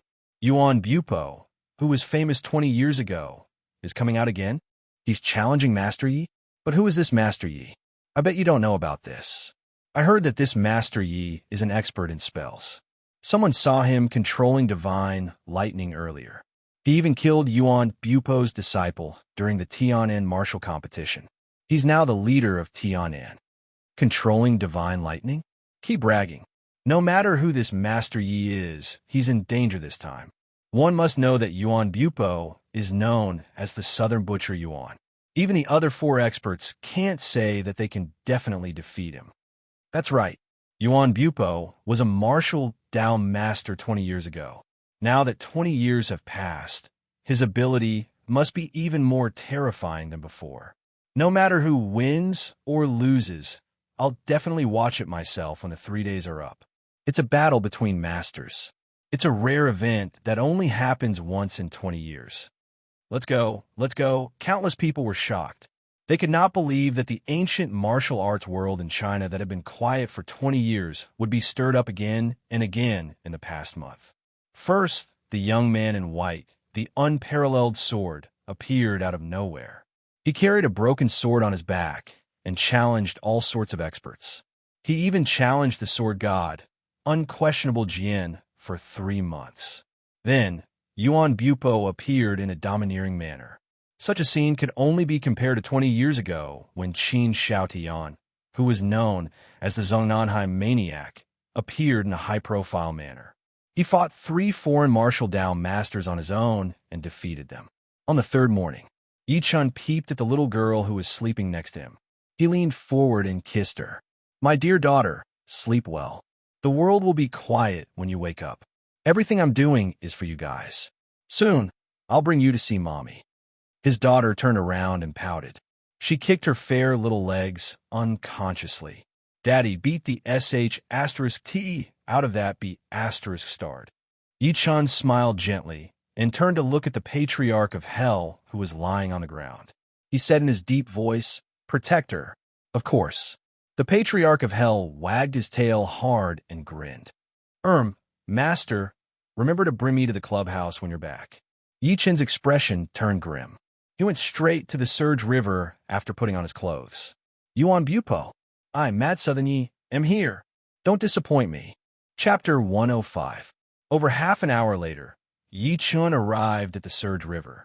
There were many people gathered by the river at the moment while many boats were parked on the river.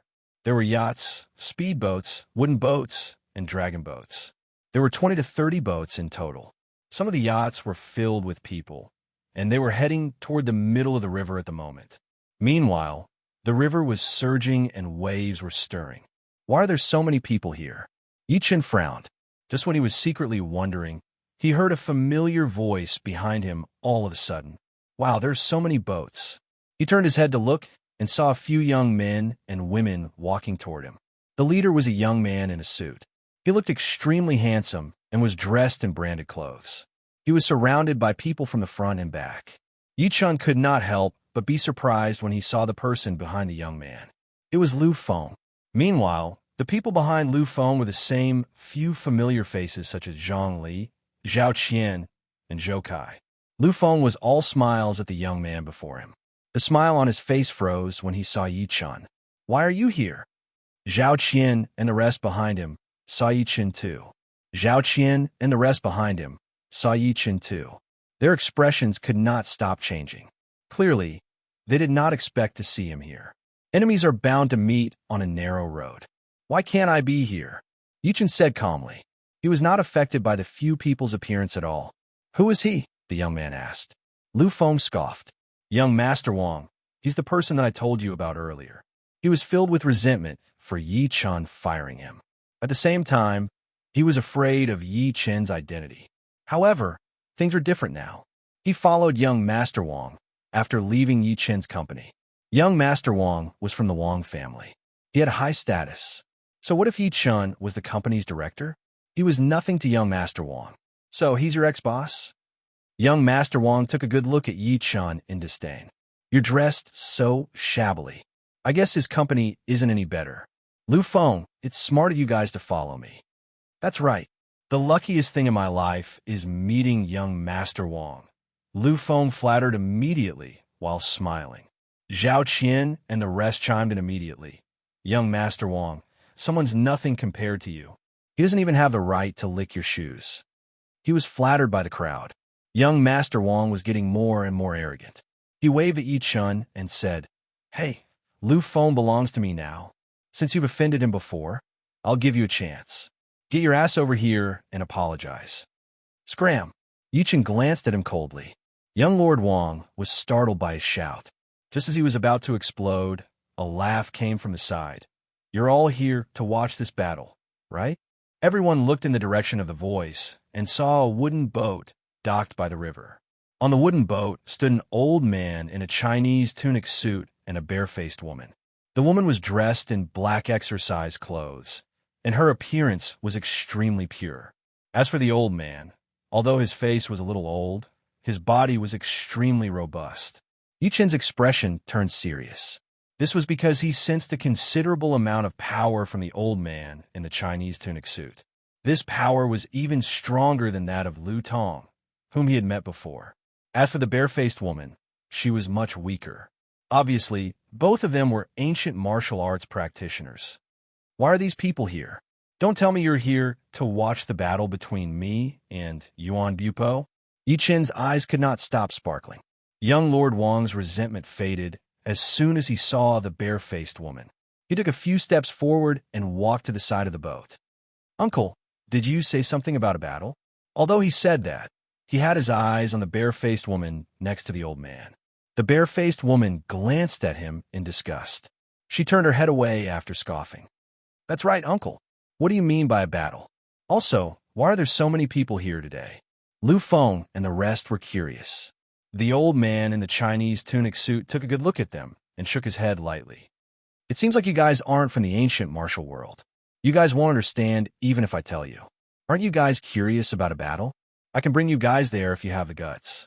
He even stretched his arm and pointed at the middle of the river when he was done speaking. Young Lord Wang was a little hesitant. After all, he had something important to attend to this time. However, he agreed to it after noticing the eagerness in Lu Feng and the rest's eyes. Sure, we'll go with you. He got the few of them to board the old man's boat as he spoke. The old man lifted his head and looked at Yi Chun, who was the only one left. What do you think, little brother? Are you coming? I don't think he has the guts to go. Uncle, let's ignore him. Lu Feng scoffed immediately. Yi Chun said calmly, I'm going. Why wouldn't I? He had come all the way here. He boarded the old man's boat as soon as he was done speaking. After the old man in the Chinese tunic suit shouted, he rowed the boat and headed toward the middle of the river. He said while smiling, You guys don't have to call me uncle. I'm Yu Jiuchong, and this is my granddaughter, Yu Su Su. As the boat got closer to the middle of the river, the people noticed that there were more and more boats. It was like a market. Lu Feng could no longer hold back his curiosity. Old Yu, what exactly happened? Why are there so many people? It's not the Dragon Boat Festival today. Yu Jiuchong's face was flushed as he looked at the middle of the river. Two martial Dao experts will fight to the death on the Surge River today. These people are here to watch the grand event that's hard to come by. Martial Dao experts? Fight to the death? Young Master Wang snickered out loud. Old Yu, are you sure you haven't watched too many movies? This old man must be crazy. Could it be those martial Dao experts in novels? Lu Feng held back his laughter as mockery filled his face. Yu Jiuchong nodded. Something like that. All right, old Yu. There's no martial Dao expert in this world. Young Master Wang scoffed and wanted to show off his knowledge. If there's really a martial Dao expert, it must be a boxing master like Taekwondo. You fool! Yu Jiuchong scoffed. How can a mere foreign barbarian's technique be compared to our China's martial Dao inheritance? The so-called Taekwondo is just for show. Our China's martial Dao is the real killing technique. If one can reach the master level, he can even hurt people by plucking flowers and flying leaves. Young Master Wang, Lu Feng, and the rest chuckled. They looked indifferent as they thought he was bragging. Being able to hurt people by plucking flowers and flying leaves was just a bluff. The real thing was still Taekwondo. A Taekwondo instructor could break 3 bricks with a kick. Yu Jiucheng frowned and was going to speak when he seemed to sense their disbelief. My grandpa is right. The innocent lady, Yu Su, who had been quiet, spoke all of a sudden. A real martial Tao expert can even break steel with ease, let alone breaking stones. You guys don't believe me because you're too ignorant. You're saying it like you've seen it before. Zhongli mocked her in a sarcastic tone. The reason was that Lu Feng and young Master Wang had been staring at her ever since they boarded the boat. Yu Su chuckled. She hesitated for a moment and jumped into the river directly from the boat in front of the people.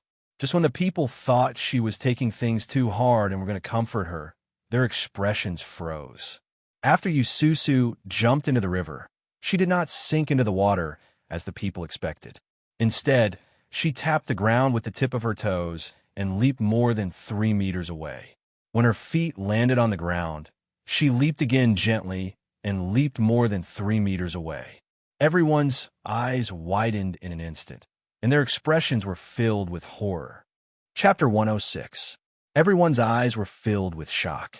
Yusu's body was as light as a swallow. She leaped a few feet above the river as if she was walking on flat ground. She didn't fall into the water at all. After Yususu returned to the boat, she shouted and punched the river. With a loud sound, the river instantly exploded, setting off a huge wave. For a moment, the ship was eerily quiet. Everyone widened their eyes in disbelief. The scene just now was no different from a fantasy novel, but they had seen it with their own eyes. Yichen was the only one who remained calm. He was not surprised by all of that. Young Master Wang and Lu Feng shrunk their necks after they came back to their senses. This time, they did not dare to stare at her lustfully. If they had angered her, the consequences of that punch would have been unthinkable. Yu Su saw everyone's expressions, and her beautiful eyes were mixed with disdain. What do you think? Now you finally believe my grandfather's words, right? A bunch of frogs at the bottom of a well. Being able to see me and my grandfather today is the luckiest thing that has ever happened to you. Her pretty face could not help but turn grim when she glanced at Yi Chun. The reason being Yi Chun was not shocked at all. Instead, he looked like he was not interested at all. This made Yu Su, who wanted to show off, feel as uncomfortable as having a fishbone stuck in her throat. Su, the move you used to hit the river with your chi was very good. Yu Jiucheng looked at Yu Su kindly and said while smiling, you should be able to step into internal energy within 3 months. But I still can't compare to Grandpa. Yu Su smiled again and looked at the people in disdain. She had her eyes on Yi Chun and said proudly, what I did earlier was just a small trick. My grandpa is an expert. I couldn't even survive one attack from him. He used to be cough. Yu Jiucheng immediately coughed. Yu Su stopped talking and said proudly, in short, this world is beyond your imagination. Don't think that it doesn't exist just because you haven't seen it. That only shows that you have shallow knowledge. His voice fell. Everyone looked at Yu Jiucheng and was shocked again. They initially thought Yu Jiucheng was just an old man. Who knew he was an expert? Young Master Wang rolled his eyes and said with a fawning expression, Yuelao, do you still accept disciples? What do you think of me? That's right, old you. Do you need a housekeeper to do the laundry, cook, and make the bed? Zhao Qian and Zhongli swarmed to Yu Jiucheng's side and fawned over him. Yu Su snorted disdainfully. Hold it right there. You guys have missed the best age to practice martial arts. Don't bring this up again. Yu Jiucheng shook his head, not knowing whether to laugh or cry. Everyone could not help but be greatly disappointed. Young Master Wang had to settle for the next best thing. Yuelao, you just said that there will be 2 martial arts masters fighting on the river in a while. How are they compared to you? How can this old man compare to them? Yu Jiucheng shook his head in all seriousness. One of them is a martial Tao master who's been famous for a long time, while the other is Master Yi, who's proficient in spells. Yu Su could not help but pout when she heard that. She said rather unhappily, Grandpa, you're belittling yourself again. I think that Yuan Bupo is the real expert. As for that Master Yi, I think people are exaggerating. He might not even be my match. That's right. Yi-chun was stunned to hear that. No. Yu Jiucheng glared at her and scolded. Since Master Yi dares to accept Yuan Bupo's death challenge, he must have a powerful ability. How can you be rude to him? Yu Susu shut her mouth, looking unconvinced. Young Master Wang could not help but be curious. Beauty, so you're saying that the two experts who are fighting today are called Yuan Bupo and Master Yi? That's right. Yu Susu tapped her chin. Yuan Bupo has been a martial Dao master since 20 years ago. You guys won't understand, even if I tell you about him. Anyway, he's back this time to seek revenge from a guy called Master Yi. She paused and proceeded to say, speaking of which, this Master Yi is sick. He killed someone's disciples out of nowhere. He even killed 2 of them. He killed all of Yuan Bupo's disciples. It'll be strange if he doesn't come for revenge. So, you're saying that this Master Yi isn't Yuan Bupo's match? Lu Feng roughly understood. That's for sure. Yu Susu nodded and said, this Master Yi seems to be a newbie in the ancient martial world. I heard that he's not even 30 years old. Even if he started cultivating in his mother's womb, he's not Yuan Bupo's match. After all, Yuan Bupo is 30 years older than him. Therefore, he's dead meat. Yi Chun, who was standing aside, could not help but laugh out loud as he listened. What are you laughing at? Yu Susu's face turned grim and her eyes were unfriendly. You don't seem to agree with what I said. You don't know anything. Why are you laughing? Lu Feng seized the opportunity to mock. If you anger the great beauty, Yu Susu, she can kill you with a single slap. No, go on, go on. Yi Chun waved while smiling. A strange smirk appeared at the corner of his lips. Yu Jiucheng sighed at that moment. Susu, have you forgotten what I've always told you? The martial Dao world doesn't care about age. We only care about those who are more powerful. Have you forgotten about the person I met 20 years ago? Grandpa, not everyone is as powerful as that person, Yu Susu said with a serious expression on her pretty face. 20 years ago, Yu Jiucheng was also a martial Dao master. He was asked by his friend to help him, and it was 3 against 1. The 3 experts on his side attacked a young man who was only 24 or 25 years old. In the end, 2 of them died and 1 was injured. Yu Jiucheng was lucky enough to survive. Although that was the case, his cultivation level dropped. He had yet to recover after spending 20 years.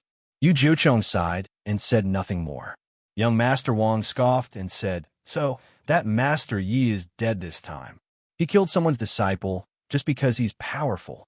He deserves to die. He deserves it. That's right, but it has nothing to do with us. Let's just watch the show quietly, Lu Feng agreed. They did not notice that Yi Chun looked shocked. The fight had not even begun, so why did they think that they were dead? Just when they were talking, they heard the sound of water splashing behind them. They turned their heads immediately. They saw a man wearing a felt hat and holding a bamboo stick. He was running toward the middle of the river as if he was flying. Another middle-aged man in green had his arms behind his back. He was stepping on a wooden board, and the board was moving at a high speed. The people could not help but be stunned. Oh my God, the one in the hat can run on the water. Won't he fall? And the one who's stepping on the board.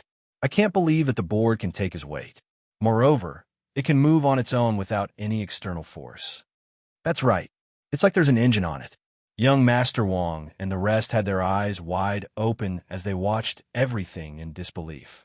They felt like their world had collapsed completely. Even Yu Susu, who was extremely arrogant earlier, could not help but reveal a yearning expression. The people exclaimed along the way. They felt like they had entered an unknown world. Soon, Yu Jiucheng rowed the wooden boat to the middle of the river. When he looked over, he saw all of the boats forming a circle. There were many people standing on the boats. There were men and women, old and young. Meanwhile, there was an empty space of hundreds of meters in the middle. An old man in traditional attire stood in the middle with his arms behind his back. His feet were on the water, and he stood proudly on the river. The old man closed his eyes slightly, as if he was resting. He did not care about anything that was happening around him. At that moment, countless burning eyes looked at the old man. He's Yuan Bupo. I can't believe that his aura is getting more and more terrifying after 20 years. After this battle, Yuan Bupo's reputation will definitely surpass the other 4 experts, someone exclaimed. Young Master Wang, Lu Feng, and the rest were so shocked that they could not speak. Their eyeballs almost popped out. After Yu Jiucheng stopped the boat, he looked at the old man in the middle of the river with a grim expression. He said in his deep voice, "He's Yuan Bupo. He's like a god. I've decided that I'll be his disciple no matter what." Young Master Wang said with respect and admiration written all over his face. Lu Feng and the rest were not any better. Yu Susu scoffed. "Be his disciple? Stop dreaming. Don't talk nonsense if you don't want to die. And don't take photos with your phones." Yichen squinted slightly as he looked at the old man. A powerful battle intent surged within him. So he's Yuan Bupo? Great, he's quite capable. At the same time, Yuan Bupo, who was in the middle of the river, seemed to have sensed something. He opened his eyes and glanced through the entire river with his eagle-like eyes. His voice was as loud as a bell. "Master Yi, show yourself now, since you're here. I've been waiting for you." Chapter 107. As soon as Yuan Bupo was done speaking, the entire surface of the river instantly boiled, and the deep sound waves shook the river water, causing it to roar repeatedly. "What? Did Grandmaster Yi really come? Where is he? Why didn't I see it? Isn't this Grandmaster Yi a little too mysterious? I haven't even seen his shadow until now." Countless people exclaimed one after another as they looked around with widened eyes. Those youths who looked less than 30 years old had become the main targets of interrogation. It was rumored that Grandmaster Yi was less than 30 years old, so it was very likely that he was among these young people. For a moment, the expressions of many young men changed. They were deeply afraid that they would be regarded as the so-called Master Yi. On the ship where Yi Chun was, Yu Jiucheng lowered his voice and said in all seriousness, "That Master Yi should be coming out soon. Remember, don't talk, and don't take photos or videos either. A master's aura is very powerful. Once you sense it, the consequences will be unimaginable." Everyone hurriedly nodded and went silent like cicadas in the winter. Even then, it still couldn't stop the curiosity in their hearts, and they raised their eyes to size up the surroundings. Just when Yi Chun was getting off the boat, young Master Wang, who was standing aside, could not help but ask, "Old Yuelao, where exactly is this Master Yi? We didn't see him." "Grandpa, do you think Master Yi is afraid of Yuan Bupo, so he's afraid to come?" Yu Susu frowned. Yu Jiucheng's expression changed slightly. He said in his deep voice immediately, "Don't talk nonsense. We'll just wait and see." Yu Susu stuck out her tongue and stopped talking, but her pretty face showed that she did not care at all. At the same time, on a speedboat, as the Martial Alliance's Tianan Hall master, Lu Tong stood at the side of the ship with his hands behind his back. He could not help but smirk as he observed everyone. "It's just as I expected. Looks like this Grandmaster Yi is afraid to fight. He, a mere piece of trash, is worthy of being called Grandmaster Yi." In the middle of the river, Yuan Bupo glanced through the crowd with a pair of sharp eyes and spoke again. "Master Yi, I know you're here. Those 2 disappointing disciples of mine died in your hands. They can only blame themselves for being inferior. As their master, it's only right for me to seek justice for them. Therefore, I, Yuan Bupo, traveled thousands of miles to come here. I want to see where you got the courage to kill my disciple." Yichen shook his head upon noticing that the man seemed to be a little impatient. He took a step forward and was about to leap onto the river. "What are you doing? He's calling Master Yi, not you. Don't move if you don't want to die." Yu Susu's pretty face changed, and she hurriedly scolded. "What a fool. Can't you see what's going on?" None of the experts present dared to move, yet you, an ordinary person, still dare to walk around. You're simply courting death. Yu Jiucheng shook his head and advised, "That's right, little brother. Let's just watch from here. We can't go any further." He thought that Yi Chun thought that they were too far away from the center of the river and wanted to take a closer look. Little did he know that once the 2 of them started fighting, the impact would spread far and wide. Yi Chun rubbed his nose and said in between tears and laughter, "That's me. Your Grandmaster Yi? Yu Susu was shocked at first. Then she sneered and said, "Are you crazy? Acting cool depends on the situation. Although I don't think much of that Grandmaster Yi. How could you possibly be him?" At that moment, she was even more disgusted with Yi-chan. She even thought that he was crazy. Besides her, even young Master Wang and the rest laughed out loud. Young Master Wang pointed at Yi-chun and laughed out loud. "You? Grandmaster Yi? This is F***king hilarious. Yi-chun, don't think that you're Grandmaster Yi just because your surname is Yi. You should know your place." Lu Feng, Zhao Qian, and the rest could not close their mouth from laughing. "You don't even deserve to carry Grandmaster Yi's shoes." Yi-chan smiled, lightly facing the people's mockery. He took a step out and leaped off the boat directly. The people screamed out loud. He jumped off the boat. Was he really crazy? Did he really think that he was Yu Susu who could dance on the river? That was water. Ordinary people would fall if they jumped into it. Yu Jiucheng was shocked. He got up and walked to the side of the boat, wanting to save Yi-chun by instinct. However, in the next second, his expression froze. He saw a skinny silhouette standing quietly on the rumbling river.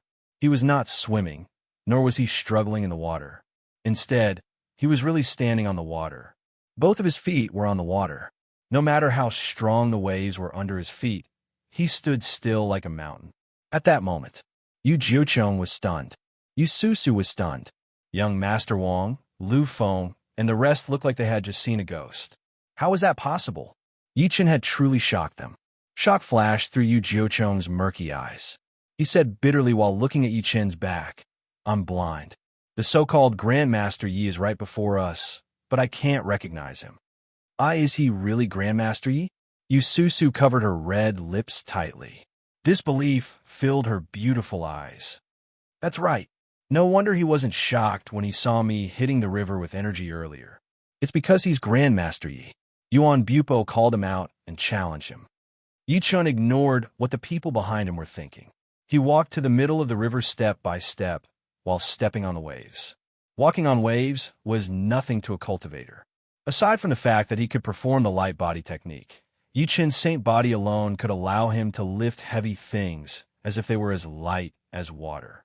At the same time, everyone on the river had their eyes on Yi-chun. Without exception, everyone's face was filled with extreme shock. A young man who was not even 30 years old was walking on the waves as if he was taking a stroll in the park. He was calm. The people could not help but inhale sharply. Is he Grandmaster Yi? It's just like the rumors say. This man is really not even 30 years old. This trip is worth it. This man is truly an unparalleled genius. He's a martial Dao master at such a young age. His aura is completely different from Yuan Bupo's. I wonder who's more powerful between the two of them. Yuan Bupo, who was in the middle of the river, noticed Yi-chan too. His eyes focused as shock flashed through his old face. Yi-chan was just too young. He was so young that he could not believe it. As Yi-chan walked over, the aura on Yuan Bupo's body froze.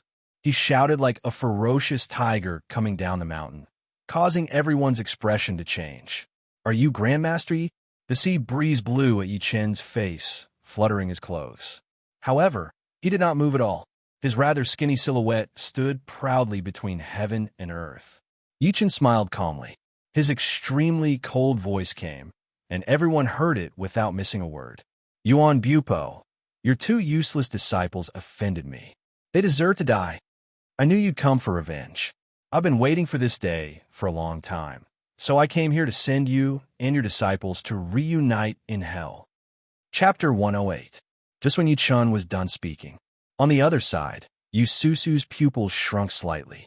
She could not help but ask, "Grandpa, why do you think Master Yi blocked his way as soon as he spoke? It's a battle of life and death, after all. Shouldn't he talk nicely?" "Silly girl, you don't understand." Yu Jiucheng shook his head. "All powerhouses have their dignity. A master can't be humiliated. Since Yuan Bupo invited Master Yi to fight on the river, he's prepared to fight to the death since the beginning." He paused and continued. "On the other hand, Master Yi killing Yuan Bupo's disciple is equivalent to slapping Yuan Bupo's face. It's impossible for Yuan Bupo to pretend that he doesn't know anything. Otherwise, it'll affect his Dao heart. No matter if it's official or personal, only one of them can live. Yu Susu nodded and looked at Yi Chun with her beautiful eyes. Although I have to admit that you're pretty capable, you're too arrogant. You don't know that being too stubborn is easy to break. You can't imagine how terrifying Yuan Bupo is. Lu Feng, who was standing aside, asked after finally accepting the reality.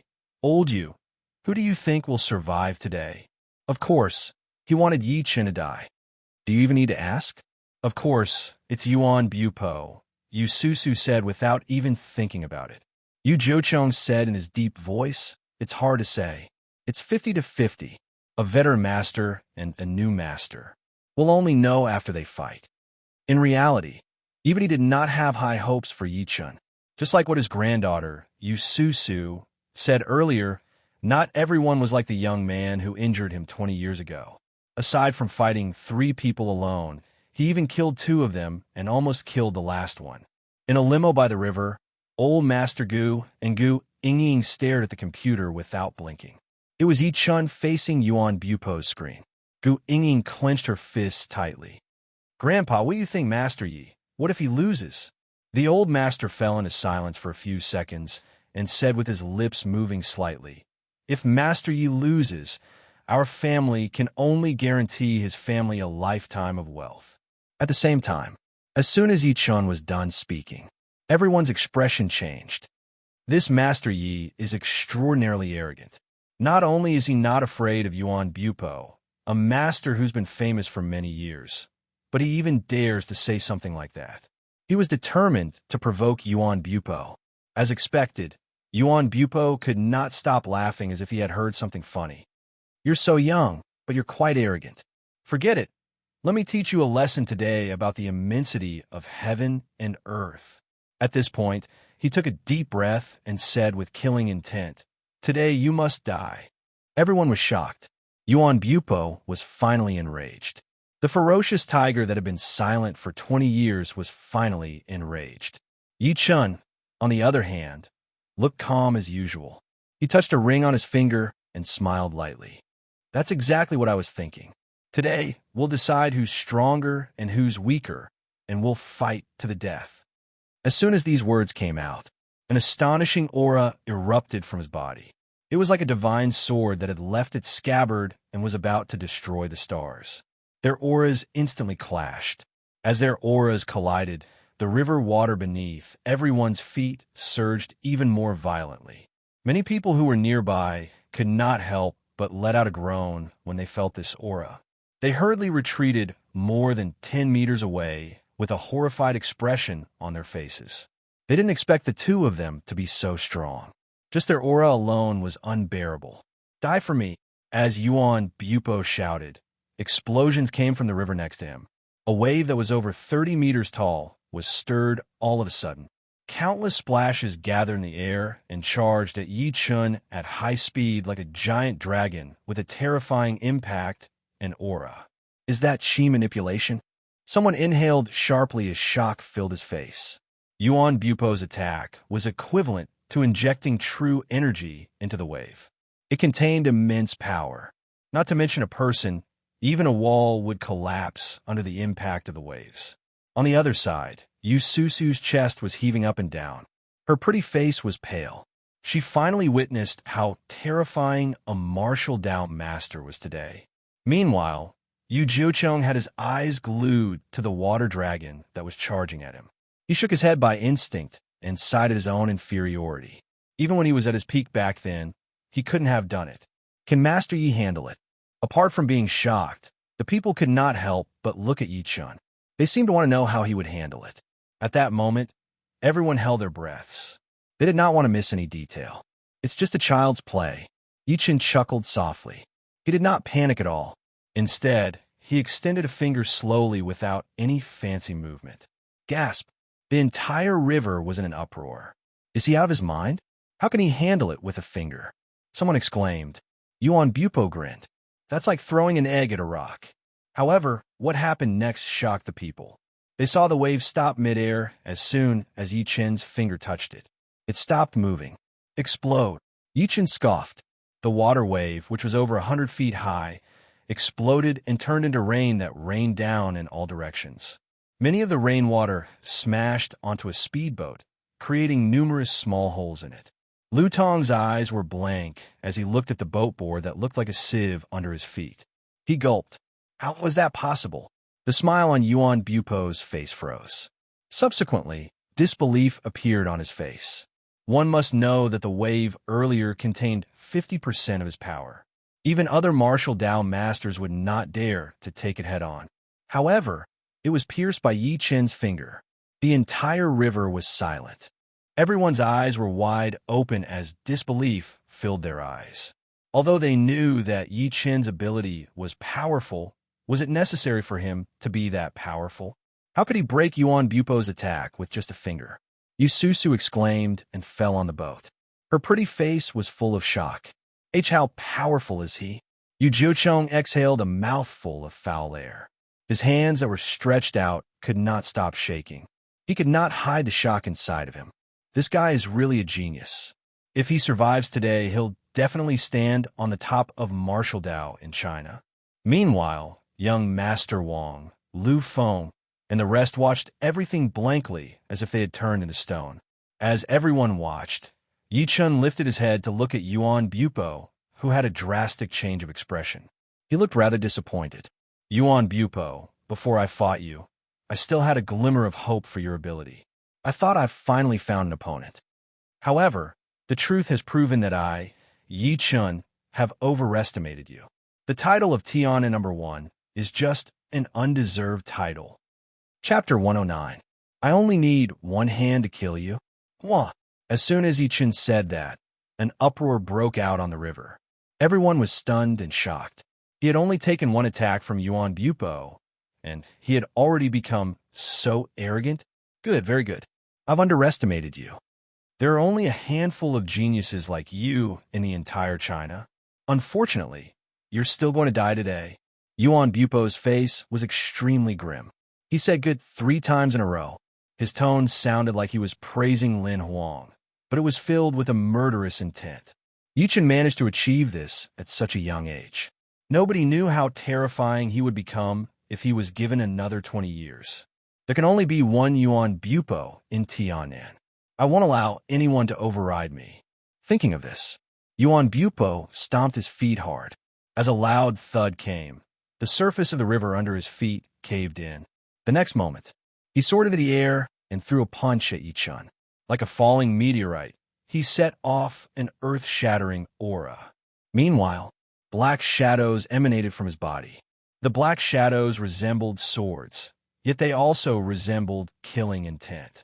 They gave off an indescribably demonic feeling.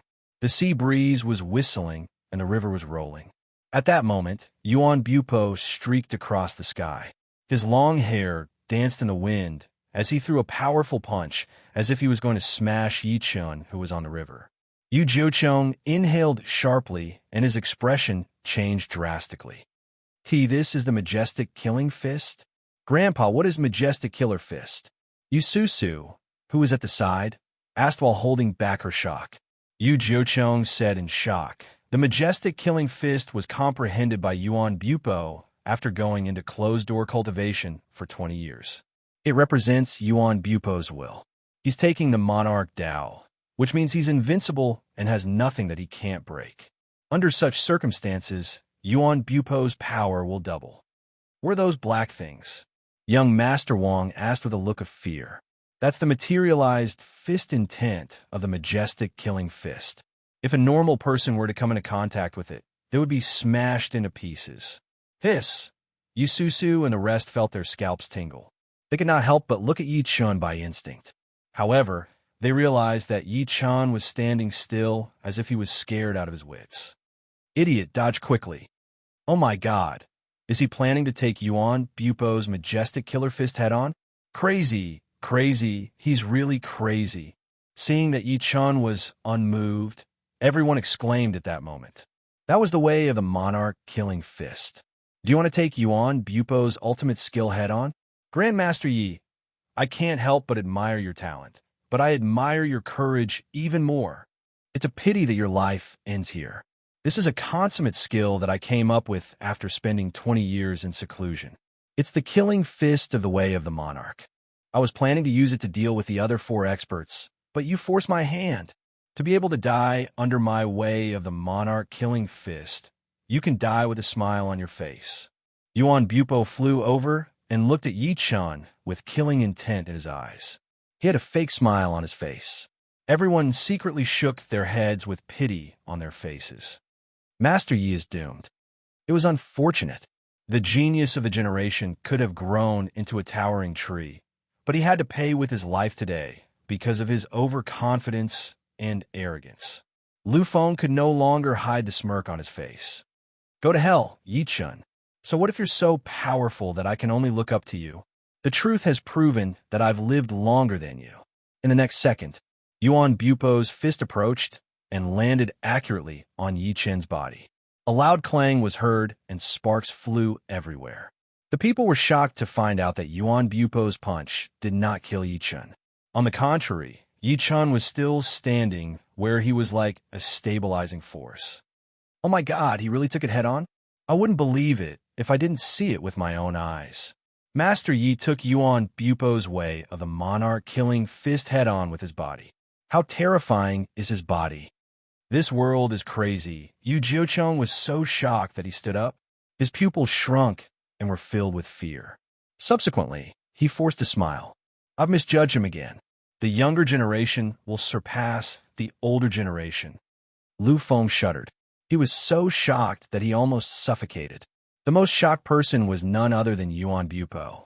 Not to mention metal, even the hardest thing in the world could be penetrated by this punch of his. However, Yi Chun was fine. Impossible. He roared and threw another punch at Yi Chun. Another clang was heard. This time, he was thrown over 30 meters away. His entire body was sent flying more than 100 feet away, and he kept retreating on the surface of the river.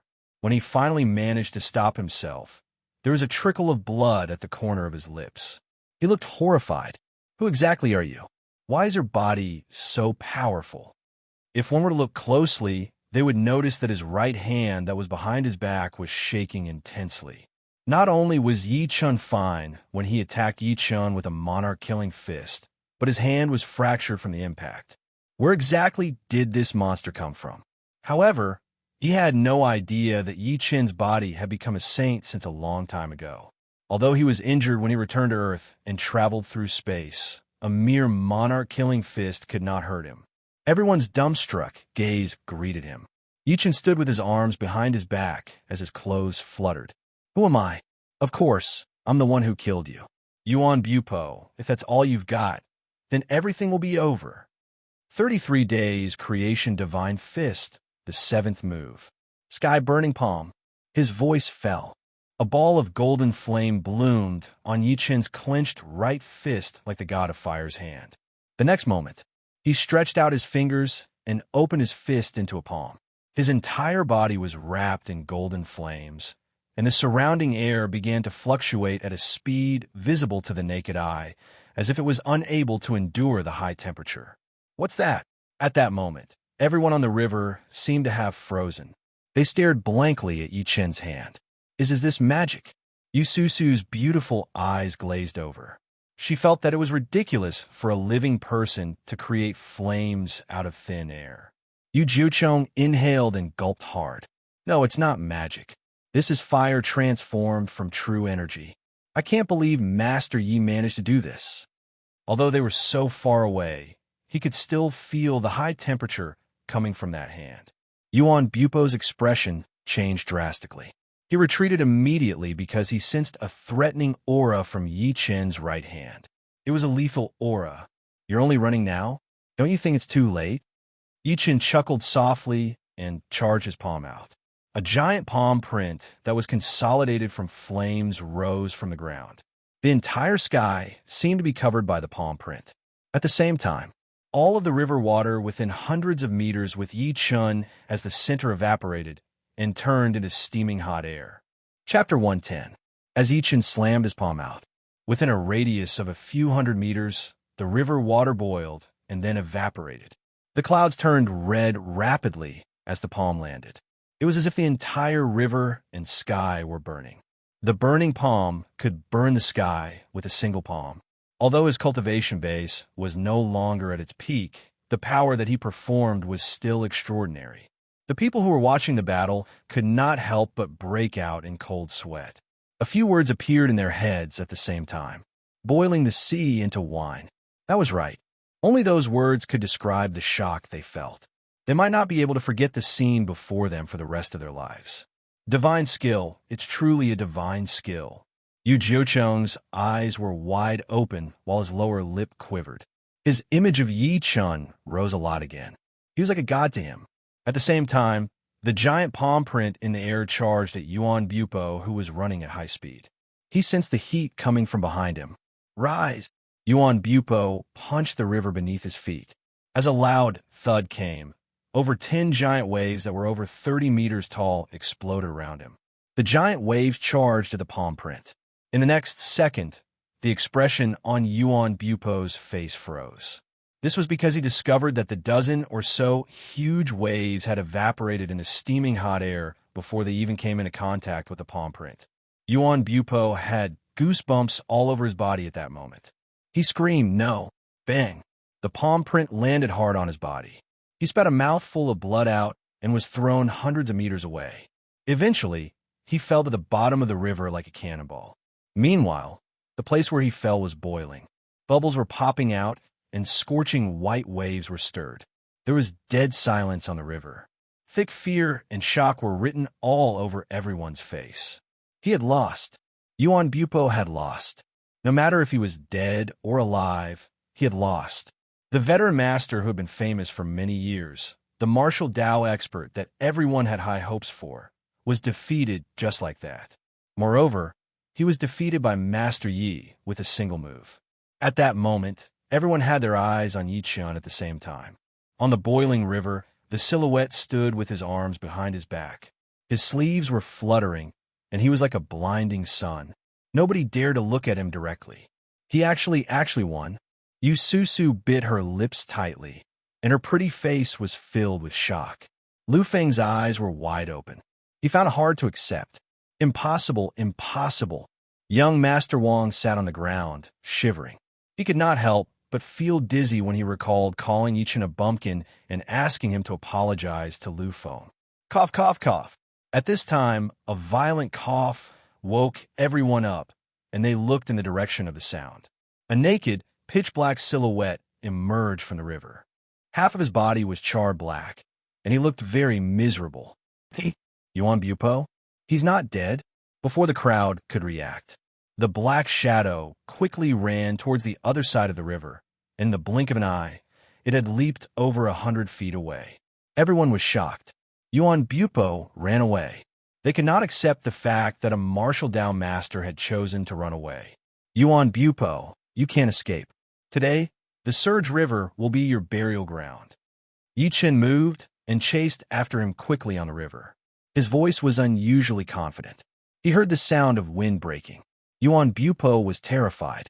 He did not even dare to turn his head as he ran for his life. In just a few short breaths, Yi Chun's silhouette appeared behind Yuan Bupo like a specter. Yuan Bupo turned his head and threw a punch at Yi Chun. Yi Chun threw a punch too. Yuan Bupo's right arm broke when the two fists collided. Before he could react, Yi Chun lifted him into the air. Grandmaster Yi, let me go. Yuan Bupo looked at him with fear written all over his face. I'll take what happened today as my fault. Can you let me go? I won't care about my disciple dying in your hands anymore. At the same time, I'll give you my life savings. His voice fell. The entire river was in an uproar. A martial Dao master who was famous in China 20 years ago actually said something like that. Apart from being disdainful, they also felt a sense of sympathy for the loss of a rabbit. I've said it before. I can kill a piece of trash like you with one hand. Yi Chun shook his head and looked cold. When you get to hell, you must remember that the person who killed you is me, Mad Southern Yi. Just when he was about to break Yuan Bupo's throat, an extremely anxious voice came. Wait! The voice came from afar. Everyone couldn't help but turn around to look. In the distance, a figure quickly swept over the surface of the river. The figure was getting closer and closer, and finally appeared in everyone's line of sight. It was a black-robed old man with a sinister expression. Most importantly, there was a golden sword and saber pattern engraved on his chest. They're from the Martial Alliance. Someone's expression changed as he immediately recognized it. Meanwhile, on a speedboat, Lu Tong was overjoyed. It's Elder Feng. Elder Feng is here, facing everyone's respectful gazes. The old man said nothing and stopped when he was less than 50 meters away from Yichun. He could not help but look at Yuan Bupo, who Yichun lifted midair. Senior brother, save me. I don't want to die. Yuan Bupo seemed to be grasping at straws. The old man scoffed and looked at Yichun. He said in his deep voice, Master Yi, I'm Feng Kuahai, an elder of the Martial Alliance. Yuan Bupo is my junior brother. I hope that you'll do me a favor and let him go. Everyone exclaimed as soon as he was done speaking. Firstly, they were shocked that the old man was an elder of the Martial Alliance. Secondly, they were shocked that he was Yuan Bupo's senior brother. 2 masters in one sect? That was terrifying. Everyone could not help but look at Yichun as they thought to this point. They secretly shook their heads. The Martial Alliance had intervened and even sent a martial Dao master. I guess Master Yi doesn't dare to kill Yuan Bupo anymore. However, Yichun smiled out loud. Do you a favor? That's right, as long as you. Feng Kuai nodded. Just when he was going to speak, he heard a crack all of a sudden. It was the sound of bones cracking. He looked over immediately and realized that Yichun had broken Yuan Bupo's throat. Feng Kuai was enraged. He had already revealed his identity, but Yichun still dared to kill his junior brother. That was outrageous. Everyone was dumbstruck at that moment. They rubbed their eyes one after another, thinking that they had seen it wrong. Yichun tossed Yuan Bupo's body away and smirked while touching the ring on his finger. So what if I killed him? Why? Feng Kuai's expression was grim as killing intent exuded from his body. Yichun shook his head lightly. Since you want to be a busybody, take my sword then. As soon as he was done speaking, an ancient sword appeared in his right hand. An ancient sword suddenly appeared in his right hand. It was the ancient sword he had obtained from the Tang family's ancestral tomb. The sword gleam was like lightning as he swung it. Amidst everyone's dumbfounded expressions, a golden sword gleam soared into the sky and cut through the sky, directly splitting the entire river into 2. The whistling sword wheels were like a shark that stuck its head out of the water, sweeping up strong winds and huge waves to attack Feng Kuai. I'm not going to care anymore. Feng Kuai's expression changed. He turned around and ran after inhaling sharply. He wished that he had an extra pair of legs. At that moment, everyone held their breaths. They had their eyes trained on the skinny silhouette that was standing on the water. They had different expressions on their faces as a few words appeared in their heads at the same time. Boiling the sea into wine, lighting up the land with a sword. Yichun put the ancient sword away and glanced at everyone. His extremely cold voice echoed through the entire river. The Southern Killer is dead. Chapter 111. On the wooden boat, Qin Susu and the rest were dumbstruck. They could not get that arrogant silhouette out of their minds. Yu Jiucheng stood there for a long time. His lips trembled slightly as he snapped back to his senses. From today onwards, the name of Mad Southern Yi shall spread far and wide. Greetings, Master Yi. Nobody knew who shouted on the river, but a series of neat and powerful voices followed. Greetings, Master Yi. At that moment, everyone's eyes were filled with fear, shock, respect, and admiration when they looked at Yichun. The veteran master, Yuan Bupo, had been silent for 20 years and made a comeback. However, he was crippled by a single palm from Yichun. Even when his senior brother came to stop him, he was forced to retreat by Yichun's sword. Try asking before this. Who would have thought that would be the outcome? No wonder he was called Mad Southern Yi.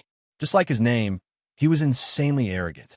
He killed Yuan Bupo single-handedly just like that. He was so arrogant that he did not even respect the Martial Alliance elder, Feng Kuai. Instead, he took the initiative to attack him. He was so arrogant that he had the ability to do so.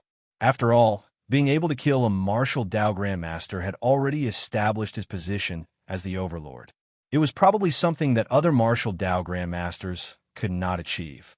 Someone could not help but take a deep breath and say, he became a martial Dao master at the age of 30 and killed Yuan Bupo single-handedly.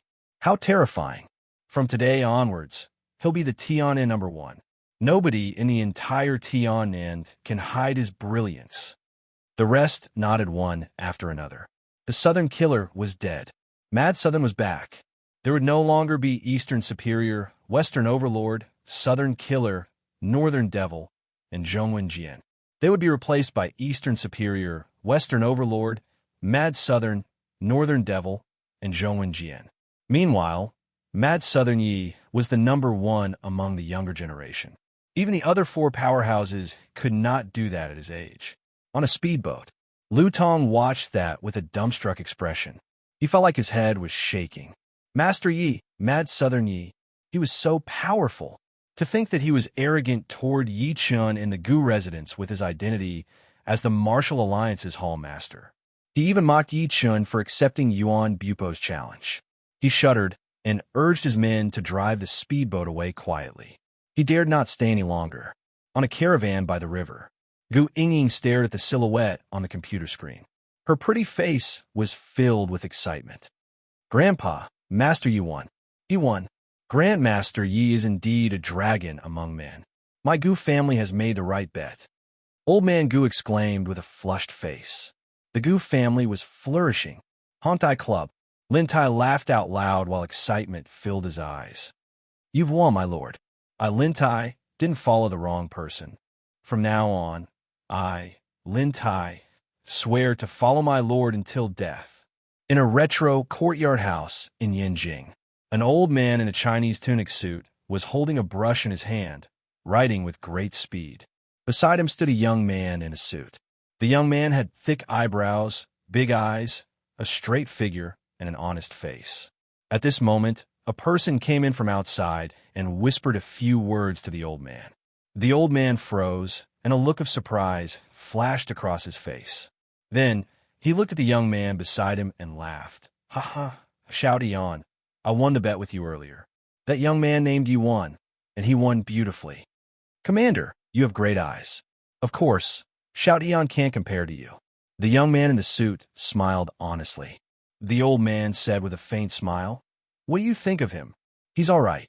The young man scratched his head and said in a silly manner, But Commander, I don't like to fight, and I don't know how to fight. Ha ha ha. The old man could not help but laugh. Since when did you become so hypocritical? If you don't know how to fight, why would the 3 of them be chased around by you like stray dogs back then? Get the people below to pay more attention to that young man. If he has great potential, let him enter the firearms division directly. In a remote mountain village, an old farmer sat by the edge of the field. He rolled up his trousers that were covered in yellow mud and took out a pipe from his body. He began smoking. At this moment, the ringtone of his old-fashioned phone rang. 5 million has been transferred to your account. Interesting. The Southern Killer is dead, and now there's another Mad Southern. The old farmer hung up the phone and puffed a smoke ring. Subsequently, he seemed to have recalled something, and his expression changed. Where's my hoe? That's what I used to scoop dung. Damn Yuan Bupo, I'll have to spend another 30 yuan to buy a new one. On the Surge River, you were considered a powerhouse when you were alive. It's not appropriate to dump your body into the ocean. Yichen glanced at Yuan Bupo's body that was floating on the river. He slapped his palm, and his body turned into ashes that scattered into the river. Subsequently, he leaped onto the wooden boat that he was on earlier as the people watched in awe. Yususu jolted. She thought Yichen was going to kill them too, so she almost screamed in fear. We didn't recognize Master Ye's real face earlier. Please forgive us. Yu Jiuchong bowed at Yi Chun and subsequently pulled the corner of Yususu's shirt. Yususu felt like she had just woken up from a dream. She stammered immediately. And Master Yi, she who had always been arrogant and thought highly of herself, could not even speak properly before Yi Chun at that moment. Yi Chun shook his head and said to Yu Jiuchong, who was standing aside, while smiling, Thank you, old Yu. I'll go back with you. Sure. Yu Jiuchong nodded immediately, not sure to cry or laugh. He thought to himself, Since you can walk on the river, why do you have to take a boat back and forth? Moreover, it's my broken boat. What he did not know was that Yi Chun thought it was too troublesome. After all, there was a boat, so why would he waste his power? Bang! Lu Feng knelt directly before Yi Chun, his face pale. Yi Chun, Master Yi, I failed to recognize your greatness. I've always been against you. I hope that you'll let me go for Yi Wen's sake. He was filled with regret. If he had known that Yi Chun was so powerful, he would not have gone against Yi Chun time and time again. As he knelt, young Master Wang, Zhao Qian, Zhang Li, Zhou Kai, and the rest knelt as well. Young Master Wang slapped himself directly while crying, Master Yi, I've looked down on you. I deserve to die. Please let me go like I'm a fart. The Wang family was considered a wealthy family in Lin City. However, he was not dumb enough to think that the Wang family would dare to offend a martial Dao master. Qin Susu was secretly glad to see the bunch of people kneeling on the boat. She was glad that she was only unhappy with Yi Chun since the beginning and did not do anything that crossed the line. Yi Chun frowned. Get up, all of you. I'll let bygones be bygones as long as you guys don't offend me in the future. Lu Feng and the rest cursed and swore all sorts of vows. Yi Chun ignored them and secretly recuperated the power that he had drained. Nobody dared to speak since he did not speak. Yu Jiucheng was the only one who could not help but say, Master Yi will definitely be on the heaven leaderboard when the news of today's battle spreads. Chapter 112. That's right, it's the heaven list. Yu Jiucheng nodded and said, the so-called heaven leaderboard is a leaderboard released by the Martial Alliance. It includes all the martial Dao masters in China. The leaderboard ranks them according to their ability. Yi Chun came to a realization. However, he did not care about this. How could a cultivator care about the ancient martial arts ranking? On the other hand, Yu Susu asked curiously, Grandpa, what do you think Master Ye's ranking will be after this battle? Can he enter the top 20? With her previous apology, she felt much more relaxed now. Top 20. Yu Jiucheng was slightly stunned. He said in between tears and laughter, Little girl, aren't you underestimating Master Yi? Yuan Bupo was ranked number 18 on the Heaven leaderboard 20 years ago. His ability must have improved after 20 years, but he was still killed by Master Yi. He paused for a moment. In my opinion, Master Yi can at least enter the top 15 of the Heaven leaderboard. Top 15? Yu Susu's red lips parted slightly.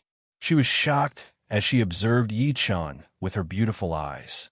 If it was in the past, she would not have cared about Yi Chun's ordinary face at all. However, at this moment, he seemed more mature to her. To be precise, it was charm. This guy was actually quite handsome. As she thought about it, she couldn't help but blush. The only thing that disappointed her was that Yi Chun did not even look at her since they boarded the boat. This caused Yu Susu to be unable to help but doubt her own beauty, and she couldn't help but mutter, Why is this fellow always so cold and unreasonable? Women were such strange creatures. When she hated someone, even if the other party was wearing the most fashionable clothes in the world, it was still unsightly.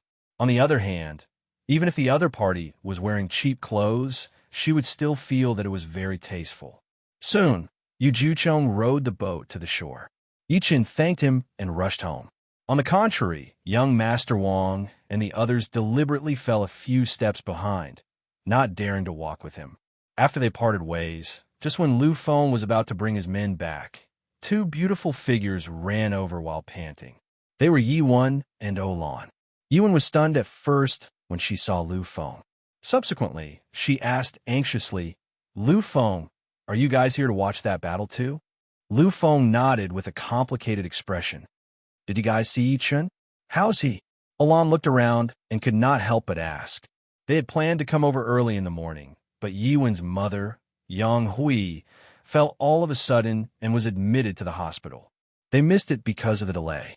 Lu Feng said with an unnatural expression. He left. Gone? Yi Wen's face turned extremely pale when she heard that. She could not help but take a few steps back. My cousin is dead? Olan's pretty face changed too. Are you saying that Yi Chun died in that battle? No, what I meant was that Master Yi went home after the fight. Lu Feng explained immediately when he realized that they had misunderstood. Yi Wen was slightly stunned. She said while crying tears of joy. Does that mean my cousin is fine? That's right. The one who's dead is the one with the surname Yuan. Not even his bones remain. Lu Feng was upset that his ex-girlfriend cared about another man in front of him, even though the man was her cousin. The two ladies were relieved at the same time. Oolong glared at him angrily. Do you know how to speak properly? What do you mean he left? I would have thought that something happened to him if I didn't know better. Lu Feng almost spat a mouthful of blood out. How dare you guys blame me for having a problem with your comprehension skills? I can't wait for you to die. Yuan took a deep breath in and asked in confusion, what exactly happened? Can you guys tell us about it? Lu Feng hesitated for a moment and told them about the battle between Yi Chun and Yuan Bupo. He used to be a salesman, so it was only natural that he was good at talking. Yi Chun seemed like an immortal now that he was bragging about him. Yuan and Oolong were shocked to hear that. Naturally, he was enjoying his bragging too. Yuan suppressed the shock within her after hearing that. She turned her head and ran to Yi Chun's house. She was now sure that it was Yi Chun who had saved her in the alley earlier. To think that she had disliked and hated Yi Chun back then. At the same time, the news of the battle between Yi Chun and Yuan Bupo on the river and the fact that he had defeated Yuan Bupo seemed to have grown wings. It spread from 1 to 10 and from 10 to 100 across China. At that moment, the entire ancient martial arts world in China was stirred. Mad Southern Ye's name became a hot topic for many people. Apart from disbelief, they were curious about Yi Chun's identity in the battle. Unfortunately, the duo had fought on the river, so there were no surveillance cameras. Meanwhile, the onlookers dared not take photos or videos with their phones, so naturally, nothing was leaked. While the ancient martial arts world was stirred, another piece of shocking news came out. Another explosive piece of news came out, and that was the Heaven list was updated again. It was the Heaven leaderboard. It was created by the Martial Alliance. Most of the people who knew about it were ancient martial artists with extraordinary abilities. Meanwhile, those who could make it to the leaderboard were all martial Dao masters. There were only 50 spots on the leaderboard. There were tens of thousands of ancient martial artists in China. One could tell how extraordinary those who could make it to the leaderboard were. Meanwhile, the Heaven leaderboard had not been updated for close to 20 years. Each update would cause a stir. When the ancient martial artists turned on their computers and logged into the Ancient Martial Arts World Forum with Level 5 encryption, they saw a few bold golden words hanging on the top of the forum's homepage. China's Heaven leaderboard. The people gulped by instinct.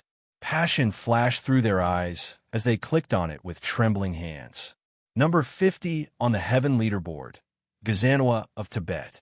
Age, 53. Level, Martial Dao Master. He was locked in a cage to fight Tibetan mastiffs since he was young. He killed a mastiff king with his bare hands when he was 16. He then cultivated with the Tantric living Buddha. He's an expert in the Buddhist lion roar. Number 49 on the Heaven leaderboard, Desert Swordsman Guan Jiayuan. Age, 48. Level, Martial Dao Master. He shocked the world with his Wuji sword technique 20 years ago. His sword technique was agile and unpredictable. He was defeated by Yuan Bupo. Number 48 on the Heaven leaderboard, Xiao Yanqing of Jinling. Number 18 on the Heaven leaderboard, Tiannan's Yuan Bupo. Age, 59. Level, Martial Dao Master. 20 years ago, he challenged 5 powerhouses on the Heaven leaderboard and rose to number 18. Recently, he was killed by Mad Southern Yi. Number 12 on the Heaven leaderboard, Unparalleled Sword Lunatic. Age, unknown. He's suspected to be only 16 years old. Level, unknown. This person suddenly appeared a month ago and challenged the experts who use swords on the Heaven leaderboard one after another. He won every single one of them. He then challenged the sword god, Unquestionable Jian. The date of the challenge is in 2 months. Number 11 on the Heaven leaderboard, Mad Southern Yi of Tiannan. Age, 30. Level, unknown. He's suspected to be a martial Dao master. This person also suddenly appeared and fought Yuan Bupo on the Surge River. He killed Yuan Bupo single-handedly and called himself Mad Southern Yi. The leaderboard ended there. The names from number 10 to number 1 were hidden according to the Martial Alliance's rules. They were not announced to the public. The people were shocked when they finally finished looking at it. They did not expect Mad Southern Yi to jump to number 11 after only one battle. How is that possible? Although Mad Southern Yi killed Yuan Bupo, he shouldn't be ranked in the top 11, right? I think it's normal. Don't forget how Yuan Bupo died. Mad Southern Yi killed him with a single palm. Clearly, he didn't unleash his full ability. That's interesting. Didn't you guys notice that the number 11 on the Heaven leaderboard was that unparalleled Sword Lunatic? In the end, Mad Southern Yi pushed him to number 12. While the people were shocked, they realized that something was off. The Martial Alliance's move was equivalent to making Mad Southern Yi a target. One must know that the Sword Lunatic's battle record was even more impressive than Mad Southern Yi's.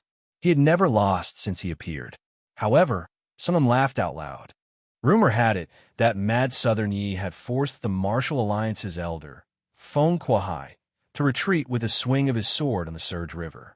Considering the current leaderboard, it was not difficult to tell that the Martial Alliance was taking revenge on Mad Southern Yi on purpose by making him a target. Rumor had it that Mad Southern Yi knew how to use a sword too.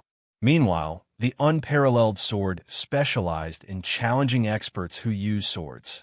By then, the unparalleled sword would naturally challenge Mad Southern Yi.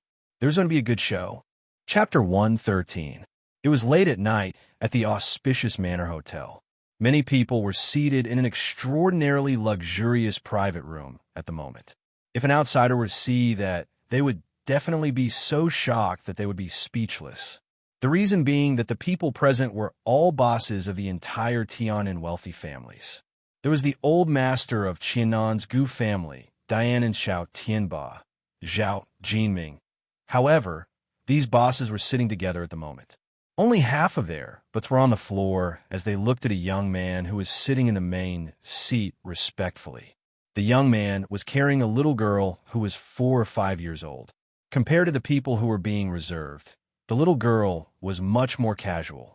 She was eating a hairy crab with oil all over her mouth. "Daddy, I want more of that." The little girl did not even bother to wipe her mouth after finishing the hairy crab in her hand. She looked at the plate of sweet and sour ribs on the table pitifully. "Don't eat so much. You're so fat." Yichin shook his head in between tears and laughter. He stretched his arm out and waved. The plate of sweet and sour ribs automatically moved to the little girl. "But it's really delicious." The little girl wiped her hands and ate while looking at the people present innocently. "Uncles, hurry up and eat. I can't eat so much on my own." The people shook their heads immediately, indicating that they were not hungry. Yichin took a piece of tissue and wiped her mouth. He then lifted his head to look at the people. "Guys, I've asked you guys here today to give you something good." "Something good?" The people were stunned at first. Subsequently, they looked at each other and saw suspicion in each other's eyes.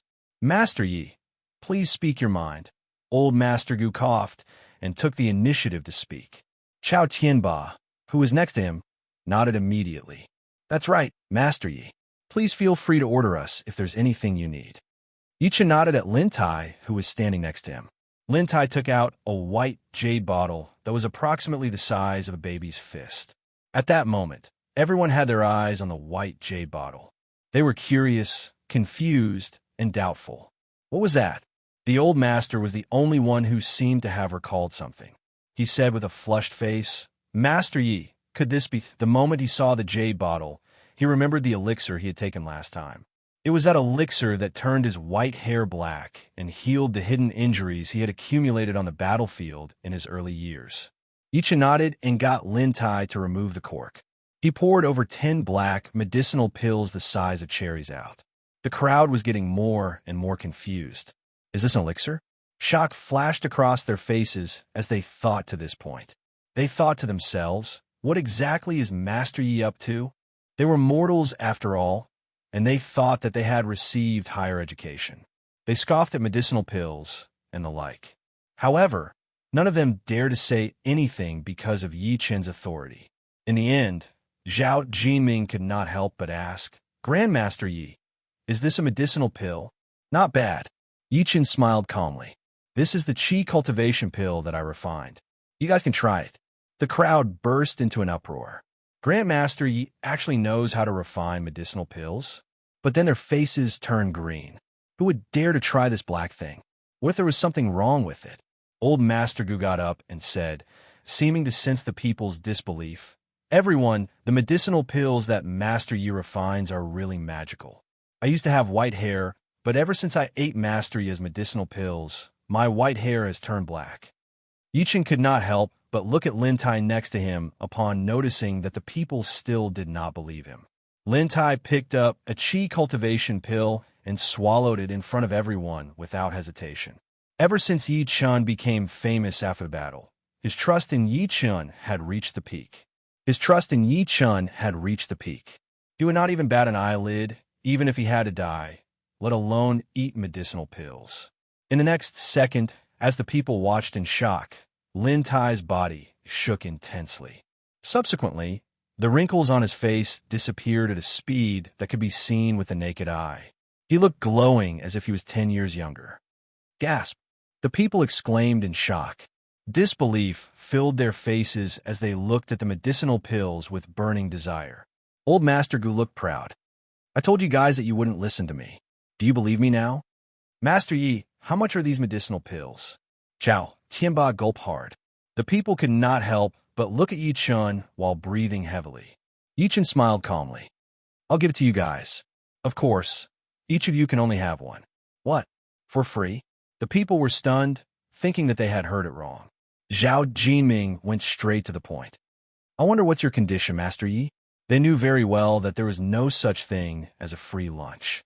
Moreover, it was the immortal pills before them. Yi Chun glanced at him as if he was complimenting and said while smiling, "I'm planning to transform my cosmetics company to produce these things on the table." "What did you say? Can such a divine pill be mass-produced?" Old Master Gu could not help but be shocked. Yi Chun shook his head. "It's not mass production. I can only add some of these into the products. With that, the effect will naturally be 100 times better than other products." The spiritual energy on Earth was scarce, and there was a lack of natural treasures. It was not about mass production, but it was about diluting the medicinal pills formula and adding it into the products. For example, cosmetics could be made according to the formula of the youth-retaining pill. Although the people were excited to hear that it could not be mass-produced, they were still excited. After all, they were all masters. Naturally, their eyes and brains were different from ordinary people. They could see the huge profits and business opportunities at first glance. "Master Yi, what can we do?" An old man with white hair held back his excitement. Yi Chun said while smiling, "It's simple. I want you guys to invest in my new company and gather all the resources in the entire Tiannan to run it. I'll take 85% of the shares, and the 15 of you will share the rest." It was what he had planned since the beginning. Cultivation was all about wealth, partners, methods, and places. Wealth was the #1 priority. His spiritual power was depleted, so it was not impossible for him to return to his immortal venerable cultivation base overnight as long as he had enough spiritual pills to elevate his cultivation base. Of course, he would need many precious herbs and high-grade medicinal pills, such as real immortal pills. The people looked at each other. Everyone looked at each other. They seemed to be hesitant. After all, Yi Chun owned too many shares. "There's no problem with my family." On the contrary, Old Master Gu was the first to speak. Their family had been tied to Yi Chun since the beginning. Chow Tianba took a deep breath and said, "My Chow family has no problem with that." With these two people representing them, the others also agreed one after another. "All right, these medicinal pills belong to you." Yi Chun nodded with a smile. As soon as he finished speaking, more than a dozen people scrambled to take all the foundation elixirs on the table, for fear that others would be a step ahead of them. Then, they swallowed them without hesitation. Yi Chun watched everything quietly and said coldly, "You guys have to know that everything you have now was given to you by me. I can take it back at any time if I want to. There can only be one voice in Tiannan." As soon as he said that, Lin Tai was the first to kneel on the ground and said extremely respectfully, "Greetings, my lord. Greetings, honorable lord." Everyone bowed and cupped their fists, speaking in unison. If Yi Chun had killed Gu Fan and won first place in the Tian'an martial competition, the people were forced to submit to him because of his tyrannical power. However, after Yi Chun killed Yuan Bupo in a ruthless way and witnessed the effect of the foundation elixir before them, all of the wealthy families in Tian'an submitted to him. Meanwhile, Yi Chun became the true Tian'an #1. He had both the law and the order. At that moment, the little girl who was eating wiped her hands and said with her eyes wide open, "Daddy, is this medicinal pill that precious?" The people nodded by instinct. What a joke. How could a medicinal pill that could grow white hair, rejuvenate one's youth, and even cure all kinds of illnesses not be precious? Any of them will be priceless outside. The little girl took out a red medicinal pill from her pocket and tossed it into her mouth. She said in a muffled voice while chewing, "But Daddy usually gives it to me as candy." The people were speechless. The little girl did not seem to notice their expressions. She said softly with a pout, "It tastes awful. I secretly fed it to Cutie when Daddy wasn't looking." Yi Chun was speechless. At the same time, Chapter 114. At the entrance of the auspicious manor, Yi Chun bit her lip and looked at the security guard before her with a complicated expression. "Please inform them that I want to see Yi Chun. He's my cousin." "You're saying that Master Yi is your cousin?" The security guard could not help but laugh out loud. He shook his head. "Ma'am, please go back. Not everyone can see Master Yi." Ever since the incident where Yi Chun was stopped at the hotel, Fatty Feng, who was the person in charge of the hotel, got a new batch of high-quality service staff. He even sent Yi Chun's photo to each of the staff. He told them to remember his face and not to offend him. Therefore, it was fine for everyone at the auspicious manor to not know who the mayor was, but they had to know who Master Yi was. Yiwen repeated helplessly upon noticing that he did not believe her. "Master Yi is really my cousin. He'll know as long as you tell him my name." Ever since she went to Yi Chen's house to see him for the last time, Yuan had not seen him. She could not find him whenever she went to his house. She wanted to apologize to Yi Chen personally. However, she did not even have the chance to do so. "I'm sorry," the security guard said stubbornly. "I told you that Master Yi is our hotel's VIP. Not everyone can see him. If he's really your cousin, you can give him a call." Yuan was stunned. She did not have Yi Chen's number at all. Although they had spent some time together, she hated Yi Chen back then. How would she remember his number? Forget it. She forced a smile and turned around to leave after taking a good look at the hotel. The cousin that she looked down on was now a VIP of a five-star hotel. Even the security guard knew him. However, she could not even get in. Wasn't this also a form of mockery? Yi Chen's voice came into the security guard's head the moment Yiwen turned around. "Bring her here." And Master Yi's voice. The security guard was stunned. He looked around as if he had seen a ghost, his expression horrified. "Master Yi isn't next to me, so why can I hear him?" However, he dared not hesitate. He called out to Yiwen while suppressing his shock. "Wait, Master Yi wants to see you." Yiwen was overjoyed. She followed him into the hotel and went straight to the private room where Yi Chun was. Yiwen's expression changed when she saw that the people present were the bosses of the entire Tian'an. She lowered her head immediately and clenched her fists. She was shocked. There were actually so many big shots who often appeared on TV, and they seemed to be very respectful to his cousin. After the security guard closed the door and left, Yi Chen glanced at her expressionlessly. "Why are you looking for me?" His tone was neither warm nor cold, as if he was talking to a stranger. Yiwen mustered her courage and looked at the people present. She looked hesitant to speak. Old Man Gu smiled in realization. "Grandmaster Yi, since we're almost done discussing things, we'll take our leave first." As soon as he left, the rest left too, leaving Yi Chun and Yiwen alone. "Say it," Yi Chun said calmly. Yiwen lifted her head and looked at Yi Chun with a complicated expression in her beautiful eyes. She asked softly, "Brother, did you save me in that alley that night? Is it important whether I am or not?" Yi Chun thought to himself for a while and said without answering her question. Instead, he was a little surprised by the way she addressed him. "I know the answer now." Yiwen smiled miserably. She suddenly sat on the ground while hugging her legs. Tears were rolling down her cheeks. Brother Yi-chun, I'm sorry. I'm really sorry. I shouldn't have treated you like that. She was crying hard. She did not have much interaction with Yi-chun since she was young, because her mother kept bad-mouthing Yi-chun's family. Naturally, she did not have a good impression of Yi-chun's family. Therefore, when she saw Yi-chun and Yi-hai visiting her house, she thought that Yi-chun's family was there to borrow money from them. She was disgusted. Her father, Yi-ming, had arranged a job for Yi-chun out of kindness. She even allowed Lu Feng and the rest of her colleagues to target Yi-chun. She thought that Yi-chun was an embarrassment to her. Even when Lu Feng was going to fire Yi-chun, she did not pity him at all. Instead, she felt a sense of satisfaction from taking revenge. In the end, Yi-chun became the company's director. She could not accept it, so she asked Yi-chun to fire her out of spite. She hated Yi-chun for a long time after that. Yi-chun gave her the precious bracelet as a birthday present, but she despised it. She even thought that her cousin was stingy. However, she would have been dead if the bracelet had not shown its power that day. Never had she thought that the person who saved her life that she could not forget would be the cousin that she hated back then. That was until later. Not only did her cousin rank #1 in the Tian'an martial art competition and become the Master Yi that wealthy families wanted to befriend, but he was also a powerful ancient martial artist who had killed Yuan Bupo. Thinking and thinking. The emotions that she had been hiding in her heart were released completely.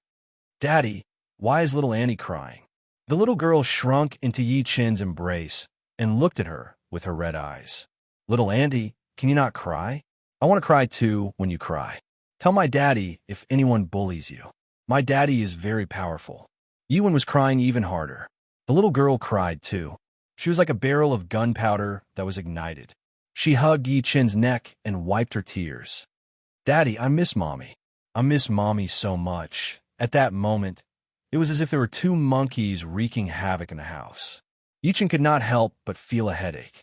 He took a tissue to wipe the little girl's tears and lifted his head to say to Yuan, "All right, stop crying. Let bygones be bygones." In a luxurious manner in Beijing, two young men sat opposite each other. There was a chessboard before them, and they each played black and white. The young man with the black piece stared at the chessboard. "I heard that there's a mad Southern Yi in Tian'an recently. I can't believe he killed Yuan Bupo. What are you worried about?" The young man with the white piece asked without even lifting his head. "I'm not worried about anything, but I've been having a bad feeling lately. It's like something's going to happen." The young man with the black piece said in his deep voice, "That piece of trash that I tossed into the river like a dead dog seems to have the surname Yi too. I wonder if it's a coincidence." "You're overthinking it. If it's really him, I'm afraid he wouldn't be able to wait." However, the situation in China is a little chaotic at the moment. First, the unparalleled sword wreaked havoc in the northwest, and then mad Southern Yi turned Tian'an upside down. The young man with the white piece frowned. "I'm still a little worried. It seems like I'll have to send someone to investigate this mad Southern Yi." Chapter 115. In the next few days, Yi-chun left with his daughter after settling the matters at the company. He remembered when he had just returned to Earth. Olan had told him that her daughter's wish was to go to the grassland to paint because she could see the stars up close. The little girl had heard that people who disappeared from Earth would turn into stars in the sky. She could see her daddy when she looked at the stars up close. Although Yi-chun was back now, he planned to fulfill this dream for the little girl while she was on vacation. Considering that his parents would be worried about him if he went far away, Yi-chun could only choose the Wumen grassland that was known as the grassland on the slope in Qianan. It was said that the place was above 2,000 meters above sea level. One could see the rumbling clouds and the faint Buddha's glow. The father and daughter went out with light luggage. They would stop to look at every city they passed by on the train. It was considered letting the little girl see the culture and scenery of different places. The little fellow carried a drawing board that was even taller than her. Whenever she saw something novel, she would draw it out in a methodical manner. On this day, the sky was already dark when the father and daughter passed by Pan City, so they stayed there. Ever since she heard that there were many famous snacks in Pan City, the little girl asked Yi-chun to bring her out. When the father and daughter passed by a rice noodle stall on the bridge, the little girl grabbed the corner of Yi-chun's shirt and said in anticipation, "Daddy, I want to eat that." The little girl was drooling as she spoke. She looked like she would not leave if Yi-chun did not agree to it. Yi-chun was not sure whether to laugh or to cry. He sat down with the little girl and ordered 2 bowls of rice noodle. The owner of the rice noodle stall was an old man with a headscarf. He looked kind as he said while chuckling, "Little brother, can you and your daughter have coriander?" Vendors like them took care of their customers' tastes. Some people did not eat ginger, some did not eat coriander, and some had strong tastes. Therefore, they had to ask. Yichun nodded and said, "I don't mind. Grandpa, I want to add a tea egg." "No, too. I want them peeled," the little girl said in her baby voice while extending 2 fingers. "Sure, I'll heat them for you right away." The owner returned to the stall with a smile on his face and began working. Yichun did not know what to do with her. Ever since the little girl took the medicinal pill, her digestive ability was extremely strong. She had just eaten a meal 2 hours ago, yet she was hungry now and had eaten so much. Just as he was thinking, he saw a young woman supporting an old man as they walked over. The old man looked to be in his 50s and had a determined look on his face.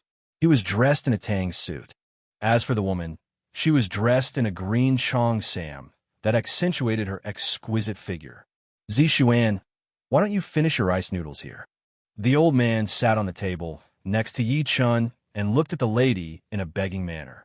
"Grandpa, why don't we go to another place?" The woman called Zishuan frowned and looked at the stall with some disdain. "You can eat at Mr. Lee's place, but if you have any problems eating here, little girl, although I'm just a cart stall, I've been running it for 5 years. I can definitely guarantee that the materials are authentic and hygienic." When the boss who was boiling the powder heard this, he was a little unhappy. "I'll take responsibility if there's a problem with your food." "Can you bear the responsibility?" Zishuan scoffed. Just when she was going to speak, the old man waved his hand. "All right, I've decided to eat here.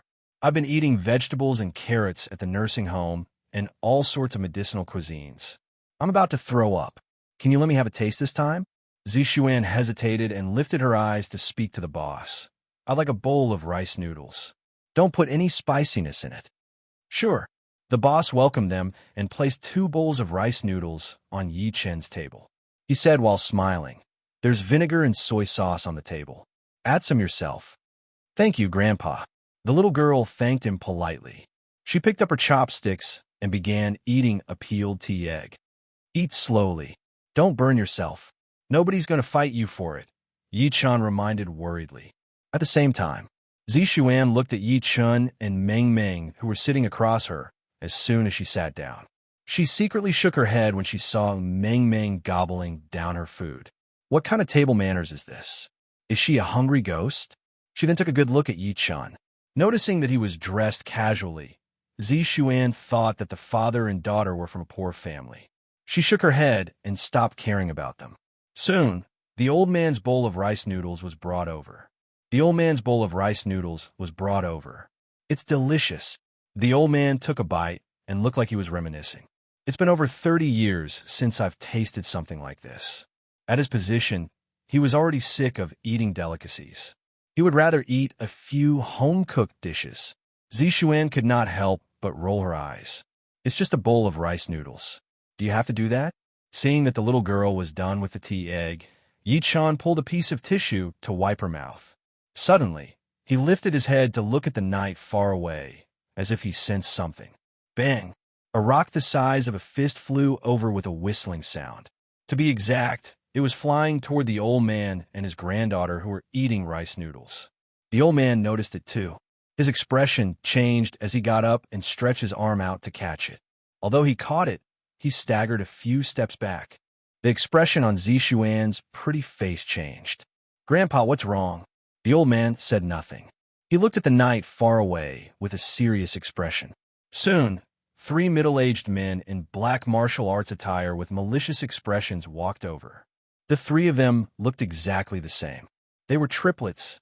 The rice noodle stall owner went up to them immediately and said while smiling, "Are you guys here to eat rice noodles?"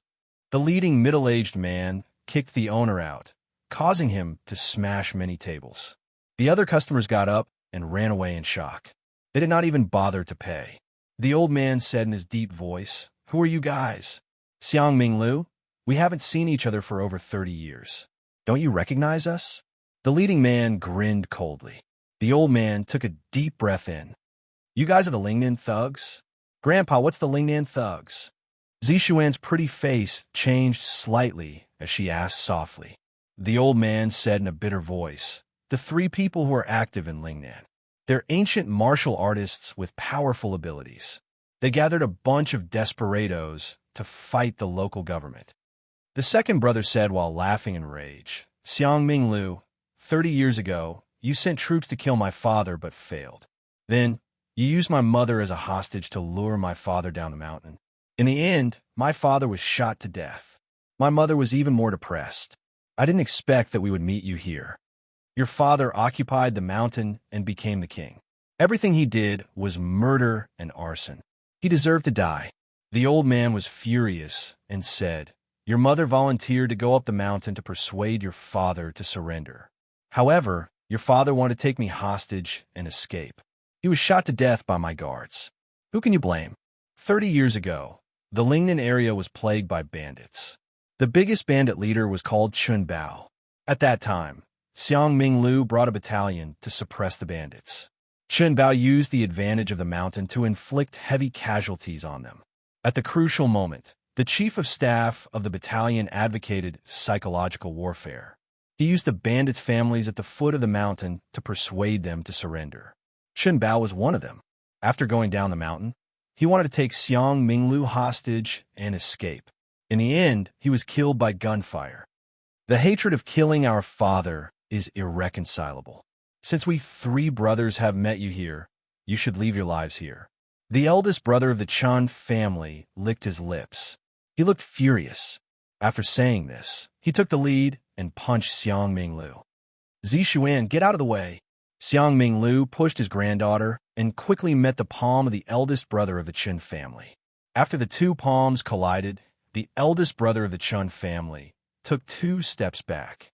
The two people standing behind him saw that the situation was not good. They attacked Xiang Minglu from both sides. Xiang Minglu rolled a few meters away and spat out a mouthful of blood. Grandpa, are you okay? Zishuan hurriedly ran over and helped him up. Her pretty face was full of anxiety. After Xiang Minglu stood up, he looked at the 3 brothers of the Chun family with a trace of horror in his eyes. I didn't expect you to break through to the internal energy stage. He himself was also in the internal energy stage. If he faced one of them alone, he would not be at a disadvantage at all. However, facing 3 at the same time, he was powerless. For a moment, his heart could not help but sink. It was very likely that he and his granddaughter would die here today. Zishuan subconsciously stood in front of Xiang Minglu and said with a face full of anger, if you want to kill, kill me. Don't kill my grandpa. Although she said that, her eyes were still looking around, trying to think of a way to escape. However, she realized that Yi Chun and his daughter were enjoying their rice noodles at the table next to them, as if they did not see the terrible situation. The others had already run away.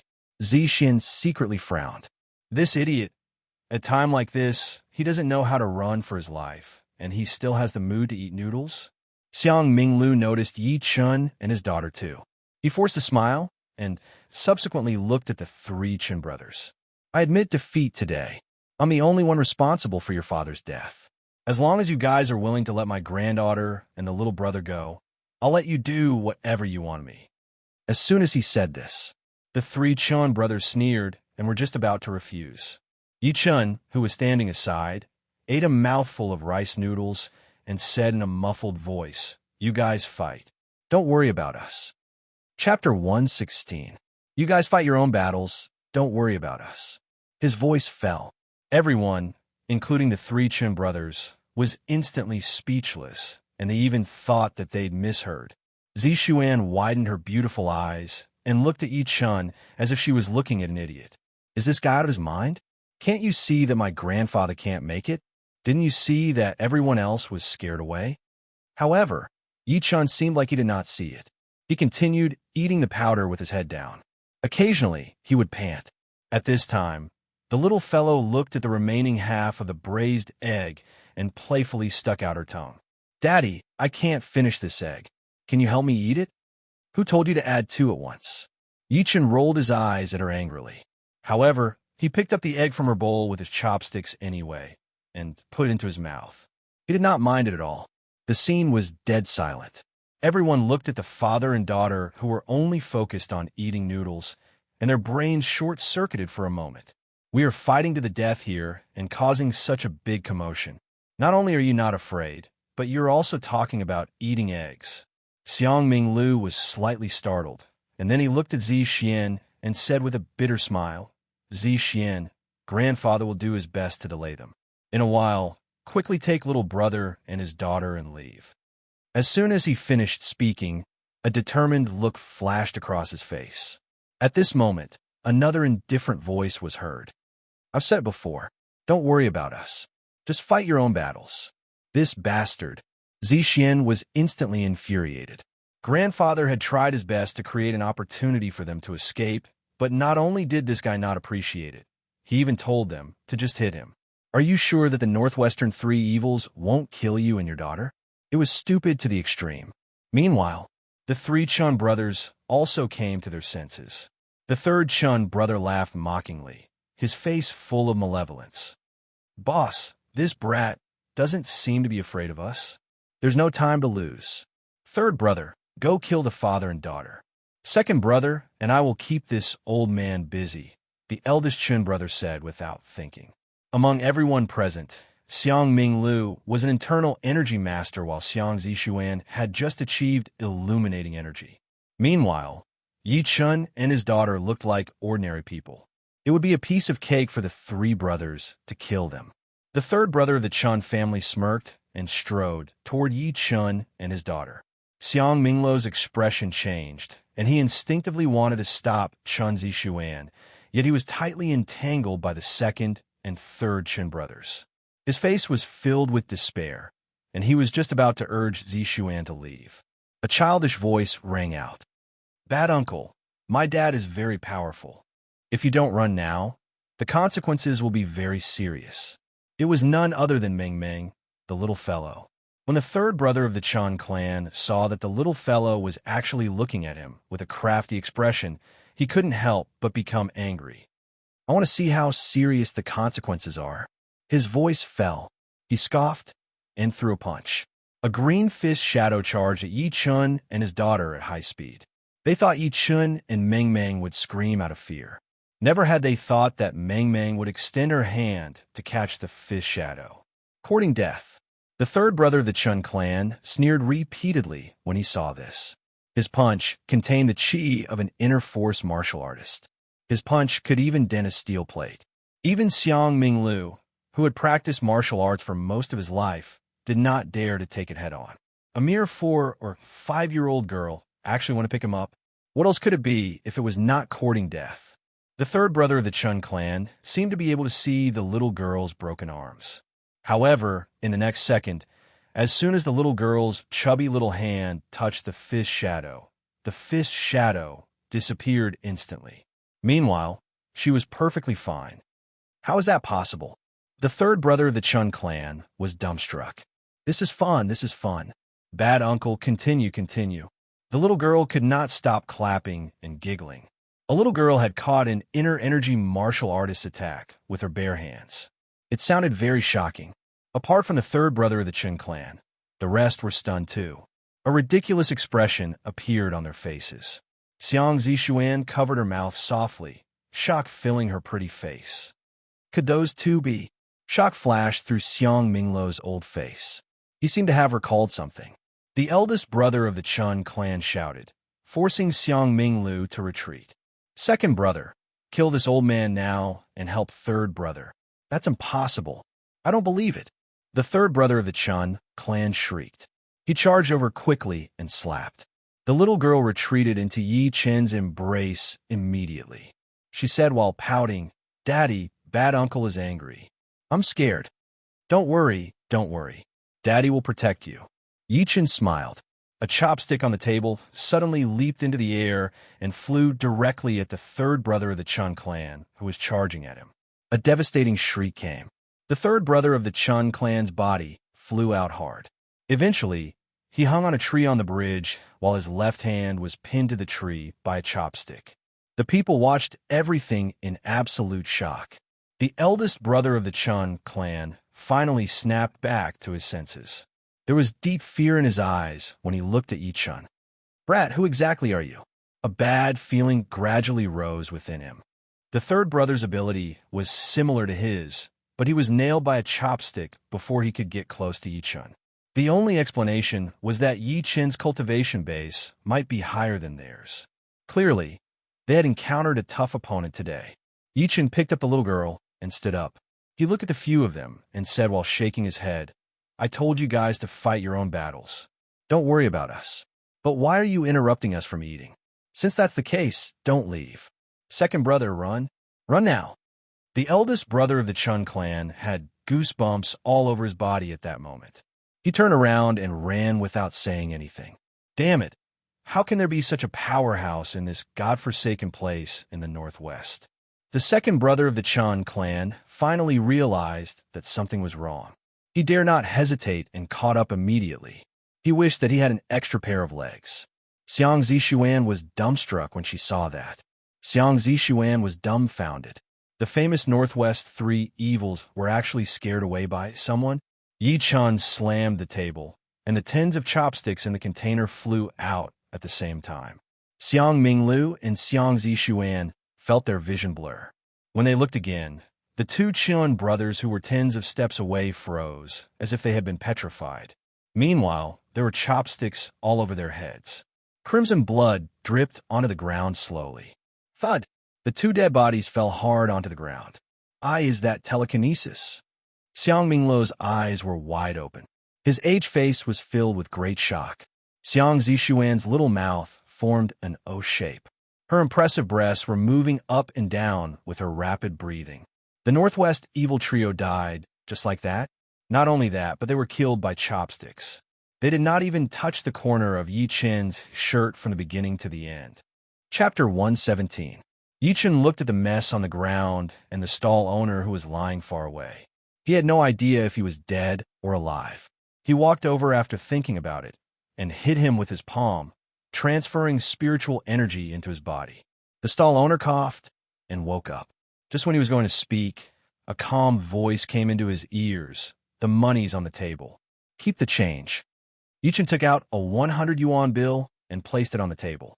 He was about to leave after carrying the little girl. At that moment, Xiang Minglu, who was in a daze, snapped back to his senses. He clasped his fists at Yi Chun immediately and said respectfully, "Thank you for saving my life, Senior Master. May I know your name?" There's no need for that. It wasn't my intention to save you. If you want to thank someone, thank those three guys who were unlucky enough to offend me." Yi Chun did not stop walking. He appeared 100 meters away within the blink of an eye while carrying the little girl. He disappeared into the night like a specter. "Hey, why are you talking like that?" Xiang Zishuan was furious, so she wanted to go after him to argue with him. However, Xiang Minglu grabbed her. "Zishuan, don't be rude to a master." "Grandpa, what master are you talking about? That brat is just too arrogant. He only killed 3 people. What's the big deal?" Xiang Zishuan stomped her foot, anger written all over her face. Xiang Minglu stared blankly into the night. "There's only one master in Tianan. It was Yuan Bupo, but he's dead. Could this person be?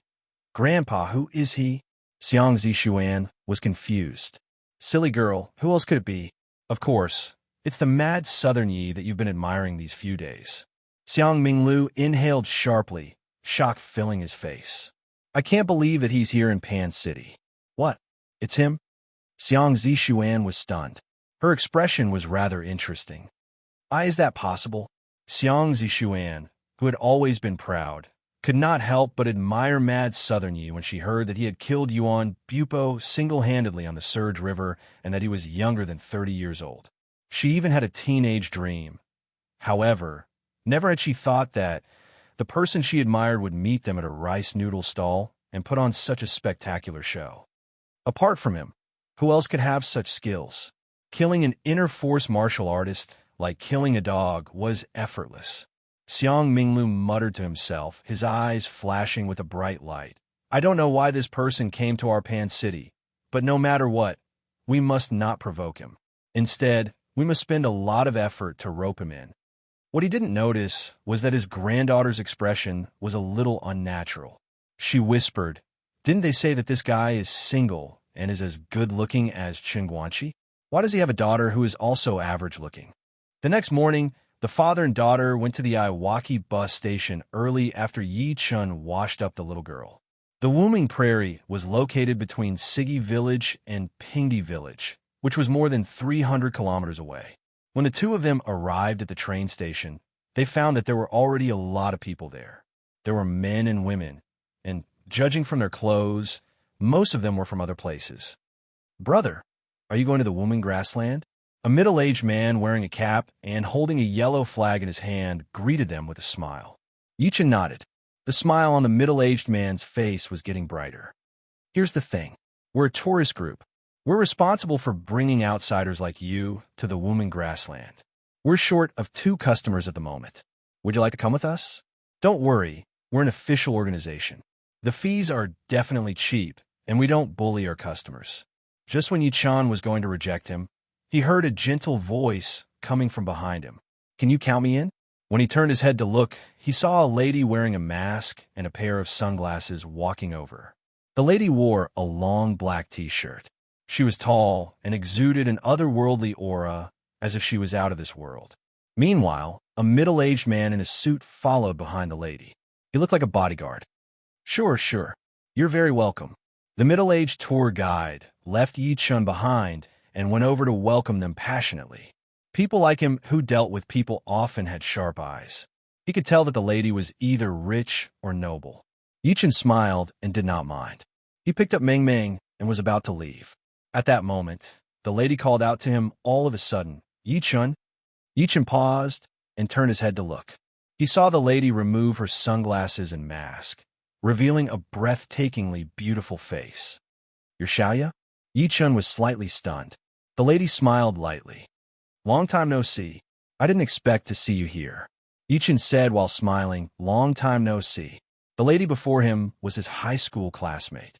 To be exact, they were in the 2nd year of high school. In the 3rd year of high school, Yi Chun went to science while Xiaoyu went to liberal arts. Xiaoyu went to the Beijing Academy of Drama to study acting when she filled in her application form for the college entrance examination. She later became a celebrity. It had been over 10 years since they last met. Not only was she beautiful, but her aura had also changed. "Why, you're the celebrity who won the Golden Horse Award last month?" The middle-aged tour guide stammered while looking at Xiaoya. Xiaoya smiled lightly. The middle-aged tour guide suppressed his excitement and said while smiling, "Since you guys know each other, why don't you come together? Just treat it as catching up." He would get more commission if he could get one more person. Only a fool would not do that. Yi Chun thought about it and nodded in agreement. Xiaoyu put on her mask and sunglasses again. The middle-aged tour guide led the 3 of them to a bus that could seat 50 people. At the moment, most of the people were seated. Yi Chun and Xiaoyu sat in the last row directly. The duo was rather close to each other. Yi Chun smelled the fragrance coming from Xiaoyu as soon as they sat down. He looked rather unnatural. Xiaoyu did not notice his unnatural behavior. Her beautiful eyes were fixed on the little girl in Yi Chun's embrace. She smiled sweetly. "Yi Chun, is this your daughter?" "Hi, Ani Xiao. My name is Yi Meng Meng." Meng means cute. The little girl snuggled into Yi Chun's embrace rather reservedly. "Oh, this little girl is so cute." Xiaoyu was tickled by the little girl. She said while pursing her red lips, "Yi Chun, can I hug her?" "Sure," Yi Chun said while smiling. Just when Xiaoyu stretched her arm out to hug the little girl, the man in the suit sitting next to her coughed a few times all of a sudden. "Forget it. I don't want to fall." Xiaoya's expression froze. She retracted her hand immediately while her smile was rather forced. Yi Chun could not help but take a good look at the man in the suit. He noticed that the man was silent with a grim expression. He seemed to be rejecting them. Yi Chun shook his head and said nothing. "Daddy, I want to play a game." The little girl yawned and said rather listlessly. Yi Chun smiled and passed his phone to her. The little girl tapped on Honor of Kings with ease and logged in using Yi Chen's WeChat ID. His name was Linsheng Ludahua. Ming Ming, you know how to play Honor of Kings? How old are you? Xiaoya, who was standing aside, was rather shocked and even doubtful. The little girl pouted and looked proud. Not only do I know how to play Honor of Kings, but I also know how to win PUBG, little Cass. Her game had begun just as she was speaking. The little girl played Diao Chan and got the first kill every minute. Soon, she won a platinum game with 18 kills. The phone's chat box deducted 6 points for everything. The good-looking young man with a crew cut next to Yi Chun was shocked. Our kids nowadays, so powerful. Not bad, not bad. Yi Chun shook his head humbly for the first time. However, he could not hide the smile on his face. If the little fellow's opponents knew that their opponent was just a 4-year-old child, they would probably all go to heaven. As the saying goes, you never know who your opponent is across the internet. Therefore, if you lost the game, don't let the primary school students take the blame. Little did you know that the gaming world was now dominated by kindergartens. Meanwhile, the man in a suit who was sitting next to Xiaoya also took a look at the little fellow. He seemed to have noticed it as a look of shock flashed through his eyes. His lips moved slightly, and Xiaoya's expression changed. She seemed to be hesitating and struggling as she looked at the little fellow.